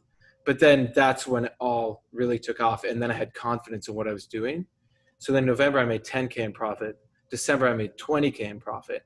And I wasn't even that surprised because I was like, oh, I just get why it's working. It just makes sense. It comes naturally. It Yeah, so I wasn't even afraid of sabotaging it or anything. I mean, yeah, it's still somewhat stressful because it's like, holy shit, this thing's like on. Like, let me not And screw this Mitchell, up. why? Yeah. So, what was the difference between before using TechnoTutor building your business? You're down 8-9 grand, 7 months into it, versus within 6 months you go from like 3K to 30K. hmm What was the difference like in my thought process, just in general? Both actually. Yeah. Yeah. In my thought process, I was now reasoning out using logic as to what makes money emerge from this thing. Okay, it's if I do these 4 steps and then I wait, and then based on a result, I do these 3 steps. Okay, and then do 1 or 2 things. And then, like, that's the system. Remember And then our first or second call on that? You wrote out everything that you needed to be doing. Then I'm like, "Are you doing those things?" And you're just like, "Well, I start doing them, but then something happens, and I just like I just don't follow through on it." And like a lot of people, I don't think they understand why that happens, right? And Mhm. Asif brought up the definition of emotion. It's like basically something that is not in line with logic. Mhm. So it's like logically you have the plan, and Mhm. then something comes up where like you start losing a bit of money, it's not working out, but you want to keep trying that ad because you hope Yes. think it's gonna work. That's what you're saying. Yeah. And I would use all this bullshit bullshit emotion Mhm. to that convoluted my reasoning. That was, well, maybe it was an off day. Let me just let it go a little bit more. Or maybe, oh, it was this, it was that. It's like, no. And this is what my friend who taught me e-commerce from day one, he said, you need to be a robot with this business. Do not let your emotions get in the way. And he had made 5 million 2 years in a row. And last year, I know he's right around 40 million. So there's a thing or two you can learn about that when it comes to making money. But he would tell me, you need to be like a robot with this business. You can't get emotional. And what was I doing? I was still getting emotional, even though I put in my notes and I wrote it over and over. I am not emotional. I'm systematic. All this shit. I knew it conceptually. It made sense, but I wasn't living it. My body literally wouldn't do the thing, which was shut off the ad or do this. Yeah. Now think about this real quick, okay? Yeah, very good. I just want to add this point in. Would you say, let's just say from the context of running an e-commerce business, because you're saying you don't want to be emotional, which I 100% makes sense. But let's say you're thinking about your customer. Would you prefer them to be emotional or not emotional? Yeah, exactly. So you need to do the things to then trigger that emotion. Okay. Because people buy off emotion. Let's just look at the big picture of this world. And all the solutions that are being presented right now for all the problems that are going on, a lot of emotions. The quote elite, if you want to call it that, how do you think they're running things? You think they're getting emotional? No. They're running not emotionally, but they know everyone else is emotional. If we want to actually make a difference in this world, is it about emotional solutions, or is it about we can't have the emotion come in? We have to stop that point, use reasoning, actually put the systems in place, think it through, right? And I want to add one more point too, because it's going to go back to the affirmations point and then make all of this of what you're saying about using TechnoTutor and everything make sense to the person listening to the outside, from the outside, which is, first of all, where are you supposed to get your vocabulary from? Now, we know you get it primarily from your parents, but why do you go to school? The point is supposed to be that you learn a bunch of information, which is the same thing as we're saying, you building your vocabulary, you're learning things. Now, we all know from our experience in school, you don't actually learn anything in school, generally speaking. So we know it doesn't work. But what I'm saying is, where else are you supposed to go for 12 years at least of your life to get new information to learn? You spend all day there just like you're going to a job. That's the place you go to get to build your vocabulary. So the average person listening to this is probably thinking, well, fuck, I mean, how am I supposed to build my vocabulary then? Because it didn't work in school. Where am I supposed to read books, read the dictionary, that kind of thing, right? Read the dictionary, 100%. Read the dictionary, right? Exactly. Okay. So hear me out though. There's something called a natural learning ability. This is key to understand. When you're a child, okay, and this relates to the affirmations. When you're a child, how do you learn the word mama, right? Your mom or your dad or both say, mama, say mama. And they say it over and over and over. Yeah? Spaced repetition. Yeah? You hear it over and over, eventually you absorb it. You learn it, right?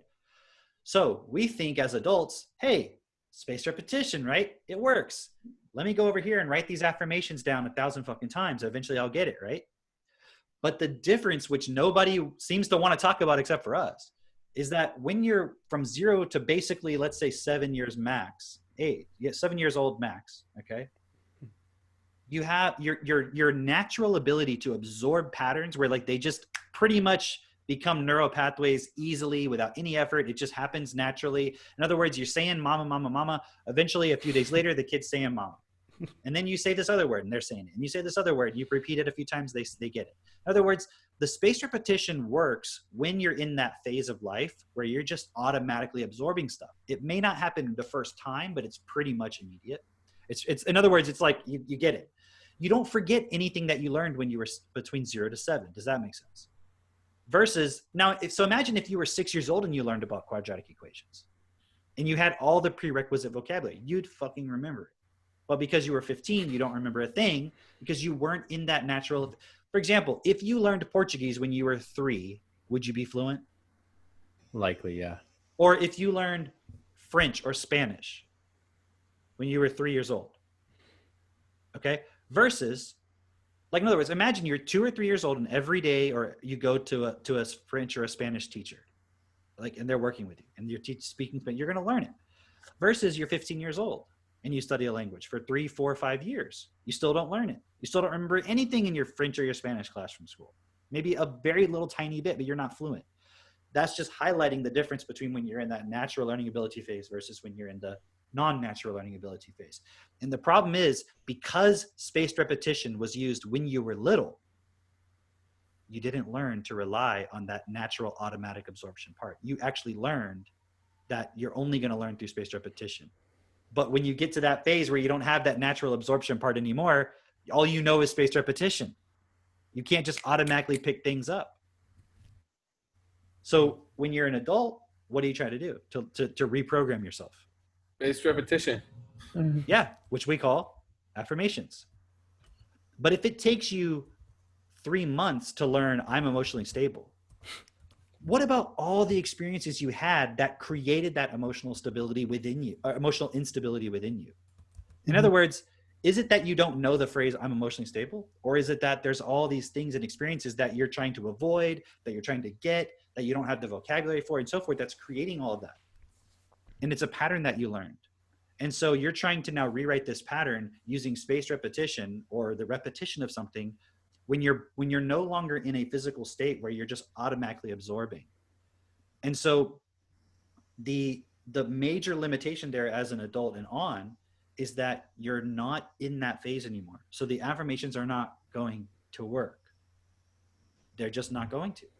And that's exactly what you experience. So the difference is, if you want something that's going to bypass that whole process, that's what TechnoTutor is. The advantage of using it with a child, because you might say, well, why would you need to use it with a child then if they're in that natural learning ability phase? Because instead of having to do the spaced repetition, you could just bam, bam, bam, build their vocabulary. That's why my 3.5-year-old Max, he can tell you about frequency, wavelength. He can tell you about capacitors, resistors, voltage, Diodes. Diodes. He can tell you about electronic circuits, for example. What happens after He can tell you about, death. he can tell you, when we garden, if the plant, why the plants are a certain color, what chemicals they lack, if they lacking iron or nitrogen or whatever the thing is. He can explain to you a lot of different things. His vocabulary is very high because we're building it systematically, but not using spaced repetition. So every day he's learning new words. But the other part is the problem of learning words in context versus just getting the pureness of just that word. Yeah, but I mean, from the perspective of just these points, yeah. Okay, yeah.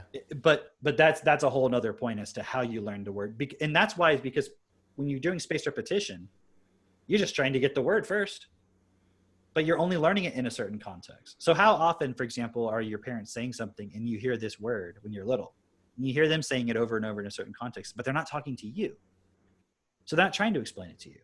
So you only ever hear that word in that context. Yeah. What my son does is he goes, what did mom say to you, Dad? Cam. He calls me Cam. What did Katie say to you? I'm like, oh, well, she was talking about blah, blah, blah. And he goes, well, what does that word mean? I'm like, okay, in this context, here's what it means. But it also means this, and it also means this, and then we'll look up the definition. And then I'll say, Katie, make sure we do that in TechnoTutor tomorrow. Or then if it's possible, but generally in the context of life, we just do it in the mornings with the kids. Right. So I just wanted to give a more expanded context as to why, because you might think just on the surface, like, okay, build your vocabulary, great. But everyone's already heard that. I mean, you had heard that, I'm sure. It's like, build your vocabulary, work on your vocabulary. But that's totally different than sit down and actually have a technology that integrates it physically, where now it's like you have your computer. I mean, think about this. When you have your Mac and you update it, or you have your Windows and you update it, it just downloads it, it installs it, it runs it. Mm-hmm. You don't have to keep doing it over and over and over and over.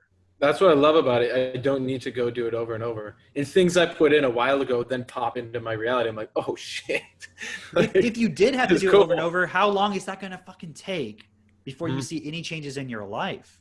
Mhm. And so that's why with everything we're discussing, like we're always, when we talk about any tools or any things that we're suggesting, it's not just because it's a thing that we want to promote. It's because it all ties in an integral way into self-perfection. Because if TechnoTutor didn't exist, then how are people going to change their mindset to be able to even conceive of a world that could be best? Because they won't even be able to change the thought pattern that, well, poverty is just the natural state of human beings. So if there's always going to be poverty, not realizing that we're creating poverty and that we're then justifying it by that thought, for example. But that's a thought pattern that's been programmed into you from a young age without you even realizing it, that you can actually do something about. TechnoTutor is one part of that process, but then we have the other tools like DIP, where you learn about self-forgiveness, self-correction, and so forth. And those are all on the, what is it, like the free resources section, right?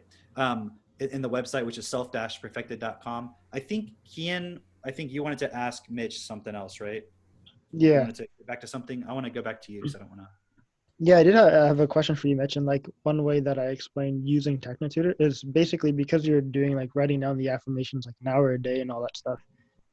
All TechnoTutor really is, the simple way I explain it to people, you still use effort. You have to think in terms of you have to do something, but it basically bypasses the conscious mind and goes directly into the unconscious, which is really you, your body, etc.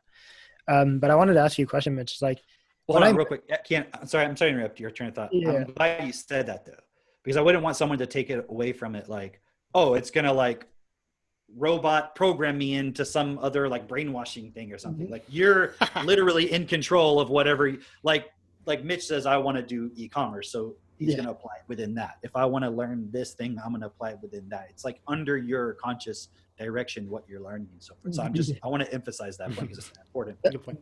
that is a good distinction because I don't always mention that. Yeah. Well, it's like, do you ever like, you get these like hypnosis tapes from people. Yeah. And then you fall asleep halfway through and you're like, you wake up and you're like, What's it? who knows what What did they were saying while I was Yeah. asleep? Like what? You're in love with me.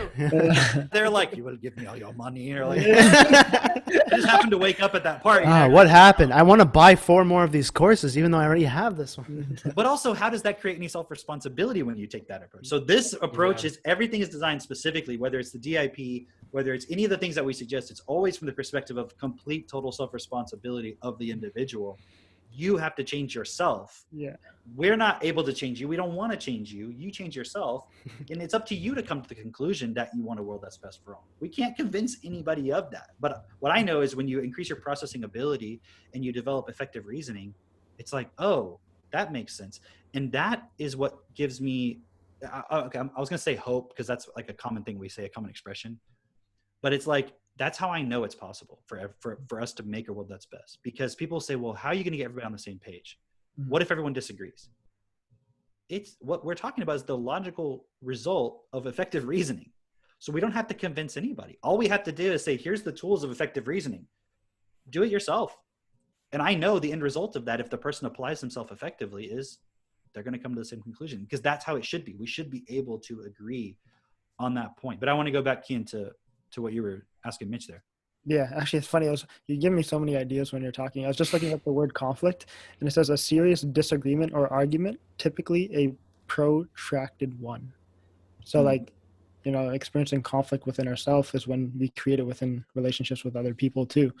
But basically, it comes back to that point. Is like you can see the result, So like Mitchell, now I was going to ask you this question. It's like considering everything that happened, right? And then we started talking a lot when you started using TechnoTutor in terms of coaching support and more style, you know what I mean?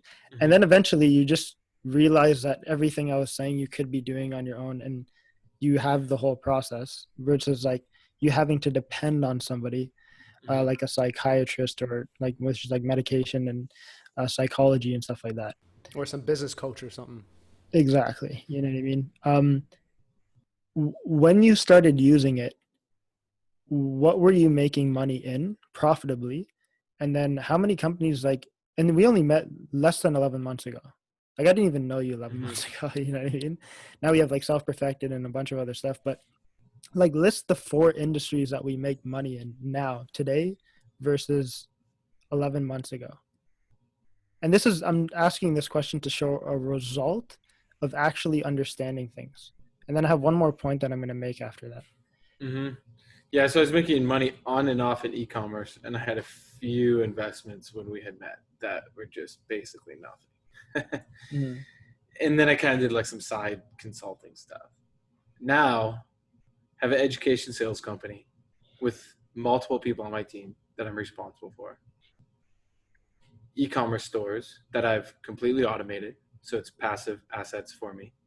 But I understand it thoroughly, so I know I get the vocabulary, so I know how to build them out even better. Investing, financial services, things like that. And then what's the last one?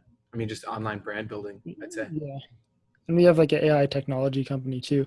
But Yeah. one thing that was like really, Yeah. It's all this stuff, and it's just, it's like, I'm at peace with it. It's not like oh shit, firefighter mode. That's like, what I was thinking of too. I just trust myself. And you know, it was really cool, like because Asif, me, you, and Drake all are participating in this AI technology company. It was so cool. Like I know Mitchell, you were asking Asif these questions, and Drake was asking me. So before, when I would go to like partner with somebody for something, and by the way, it never worked out before partnering people who like actually use TechnoTutor, which is kind of funny, but like for some reason, no, we know exactly. but the thing is, like, we would start participating in this business agreement, and it was never very clear from the beginning and things like that. And then it's like one person's good at this thing and the other person's good at that thing, and we're both going to do those things, and we're just going to trust that the other person fulfills all their responsibilities, and I don't have to know that because they're filling in my weak spot. But when it came to working with Drake and Mitchell, I remember we went through like a little tiny hiccup, but it really didn't cost us anything because we recovered so fast because what Asif did. Drake actually was asking me, and I know Mitchell had asked Asif, he was understanding the details of like trailing equity, stops and profits, like the way rollover happens week to week in the business and like all of that stuff. And I was like, Drake, you know, this is actually so cool because you have like the basic vocabulary to understand what we're talking about. You're actually asking me questions that cause me to rethink the whole business, the way the whole thing runs, because otherwise I would just be telling the person what happened and they're like, okay, like make sure we make as much as possible and fix the problem. But Drake actually was understanding the specific intricate details of exactly what was going on by just asking me the questions, and it caused me to have to rethink everything. And I saw where, because we didn't understand these 1 or 2 points in the beginning, that's what caused the issue. And then we corrected it the following week, and now things are going like a lot smoother. So that's literally a result of basically having a developed vocabulary and working with people as well who have the same level to be able to understand that. So even though you didn't master that thing and you don't have to go do all the work, if anything were to happen, we could just give you access to the technology. You jump in, and I know we showed Mitchell a little bit, and then you just configure it, and then you would get the exact same result versus being completely blind to what needs to be done because this person was compensating for your weakness. And then the whole thing just crashing as soon as they get sick or they go on vacation for a month. You know what I mean? And that's what would happen with like sales teams when we didn't develop that next leader. And by the way, I wanted to mention this too, Mitchell. Like you said, you had to be a robot in e-commerce. It was actually the same thing in door-to-door sales. Like when I did my best, I literally told myself I am a robot. I will eat at this time. I will sleep at this time. I will do this. I will say the pitch like this. I will use, like, I will generate enthusiasm within me to generate emotion within the client. Like it was like literally running a program. And then I would share that with like my team as well. So yeah, that's what I wanted to share. That's pretty cool. That's really cool. What Mitchell was talking about before, if like he's like, I forgot like AI technology, right? And he's like, but normally it's actually comes naturally for him because again, he's asking me a lot of great questions. I was like, oh, I didn't even think of that, of like asking this to, and figuring out this point. I remember when I could not consistently upkeep one stream of income. I was like floating in and out like a couple months of the year, just like. And I was just thinking about this the other day about how processing ability and like your ability to manage many things at once is equal to your success in this world based off being able to manage a relationship now plus 5 or 6 different streams of income versus being single and trying to like get one. And so I can imagine like the stress that people go through of trying to upkeep many things at once. Yeah. Or even just a full-time job and a family, right? Versus like one of the co-founders of TechnoTutor, Avery Williams, what he was programmed with was by the age of 20, I've made $1 million. I make $1 million, and I have a wife, and I have 2 kids. It's like, being able to manage all those things. While I'm sure most people listening to this thinking of when you were 20 or when you are 20, it's like, I wonder how much I could handle then. You know what I mean? See, but what do you say to those like? There's these young people who are like, oh, I want to get rich, and I need to create multiple streams of income, but like they can't even focus or get I'd say you have they do this and then they're like, idea. and then they go over and they try this. Like, what would be your advice or perspective? Honestly, you need TechnoTutor because you will not be able to actually build the right foundation to make that sustainable. So I've seen people time and time again, they build something. And it gets really good. It's a social media marketing agency or an e-commerce store, something like that. Like 7-9 months in, they just sabotage because it's that they got to hit that next level, and they just I'm just gonna go do this thing too, and they'll justify it in all their ways when in reality it's because they don't have the right foundation. Because you probably weren't born from the elite, taught from day one how to have really high self-esteem and follow through on your decisions. And so I'm not saying that to try and make TechnoTutor out to be something more than it is. It's just a tool that gives you direct access to program yourself on an unconscious level with what you want. No hypnosis tapes, no 3-hour binaural beat shit. It's just, I trust myself. I am effective. I understand money. Put that stuff in. And then you'll put in, I understand money. And then you may have the thought of, I don't fucking understand money. But that's gold, because now you know what you got to focus on.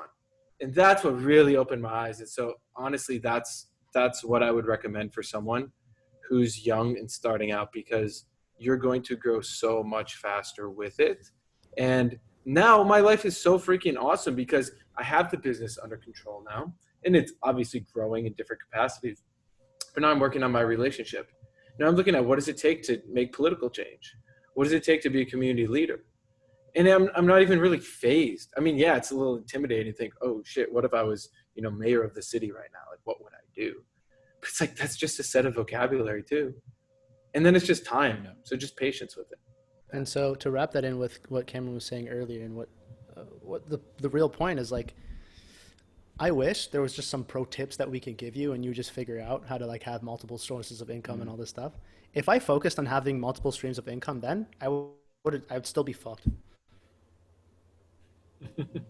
Yeah. Like it came as, and what I was looping in with Cameron is how he was saying, he's like, when I see that people can change, it gives me hope. No, I actually know it with certainty that it's a natural progression. As somebody develops the ability to reason, you can reason out why it's not in your best interest to just care about how you feel, that you should actually care about how everyone's doing. And that will result in all of your relationships being good and you having the best life. Is like the natural expression of you changing what you can manage, or the way in which you process information. You're able to put everything into its place because you can see it clearly, because you understand it. the natural result of that is that you can just handle more. So in terms of financially, like Mitchell was saying, I know it might not be the most appealing advice to you, but it's just the truth. Because I know each and every one of us have spent thousands and thousands and thousands and billions and billions and thousands. That was my Trump impression. Anyways. But thousands and thousands and thousands and thousands and thousands of dollars on personal growth and personal development. Who told you? And and here are the tips, and here's the tricks, and here's how to get rich, and here's how to be successful and all this stuff. And there are underlying foundational factors that if you do not have that in place, all of that will be bullshit. And that's what I was talking about, me and Kian going, from Cancun in the episode 1, going to Cancun to like LA and like, doing all this work. We did, a lot of it was emotional stuff. Was like, we did, all the energy clearings. If you haven't heard of energy clearings, it's like, let's say something like acupuncture, but it's really like there's like tapping techniques. There's like 3 of those, and there's Shadow K, and there's Reiki, and there's spiritual reconnected healing, and there's access consciousness, all these things. And we're trying everything. None of it resulted in me having success in my life, with my relationship with my parents, my relationship with my brothers, my relationship with the opposite sex, like romantic relationship with finances, and none of it worked. None of it changes who you are. Yeah. Exactly. It's all That's it. It is all done in a way where you can't take 100% responsibility. You know what I was thinking? That's such a good point, because it's like, why are people trying so many different things? Like when you look at that, like they're just going and trying everything that comes their way. It's like, wouldn't that mean that you're not emotionally stable and logical to an extent? Because like you have a purpose, but then you're doing this thing, you're like, oh, that didn't work, that wasn't for me, I'm going to try a new thing and try a new thing. And it's like, if you really had developed the foundational thing that Asa was talking about, it really just comes back to your reasoning ability, which is vocabulary. Like you would just create that thing. And I remember, Cameron, you telling me this. I remember us being on a call, and I got pissed when you said this. But like, you're like all you guys are just here because you haven't even developed yourself to take responsibility and lead your own call. And I was like, fuck, he's right. Because I'm like, the motherfucker's right. You know what I mean? And it's like, and I saw what happened because I made a few personal decisions after you've said that. And I know you've said that multiple times. It's like, then because I didn't literally have the self-esteem, confidence, and vocabulary myself to create that, I literally had, you can say, attracted or developed a relationship with somebody like Mitchell, who I saw develop that very quickly. And then we created like this thing together, like self-perfected. And really Mitchell took the charge in that. But it's like, that's where I got into, like, that's literally what cultivated me having a relationship with a partner as well. That's literally what had cultivated, like, Mitchell, like we've created self-perfected like 4.5 months ago, and we've done like tens, or I don't even know how many thousands and thousands of dollars in business. And it's like a really part-time thing. Yeah. Just you're self-perfected, man, which is amazing. Like we have created that result. Like if you can't find it, you're not just going to go search and follow somebody. It's like you will literally, quote unquote, manifest, create the structures of like what's going to produce that result that you're looking for. So that's such a good point, And one other thing with that is I've noticed even some people figure out ways because of their natural personality type that they're like, oh, well, I could just, go out and sell shit. Like I'm just a sales guy. Yeah. But then you look at their relationships or their own problems, and they have anger problems and things like that. So it's like, what are you compromising by not actually addressing the foundation? Well, that's like Steve Jobs perfectly, right? Yeah. That's the whole Steve Jobs story, and just to kind of add, I guess, another dimension to this, and I know we got to wrap it up, but for me, the biggest points where I've seen growth for myself is not in the learning lots of new fancy words, which is what most people would think of as vocabulary. It's in my personal relationships, my stability with my wife, with my now kids, and then also within growing my business. Like those are the points where I didn't have that vocabulary. So it's kind of whatever the points are, your limitations are, that's where you can grow, because that's your limitation of your vocabulary. So I think we've really covered a lot of different points. I mean, we could keep going for, I'm sure, another couple hours. It's because it's such a fundamental concept, and there's so many pieces where it really comes together and explains so much and everything. But I think we can leave it there unless you guys have anything else. Mitch, do you want to? Oh, Asif, actually, I don't know where I got this from. I just had an insight. No, it's the chat window. Asif, what did you want to add? I think the best way to accent, this is something that Avery would share with us repeatedly. When it started to click, I was like, okay. He got me to write on a piece of paper.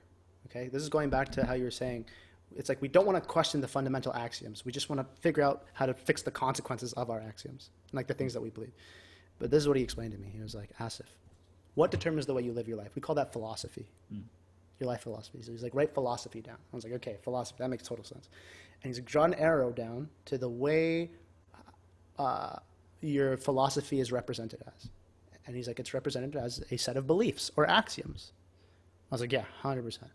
And he's like, how do those beliefs communicate to you? I was like, what do you mean? He's like, how do you experience those beliefs?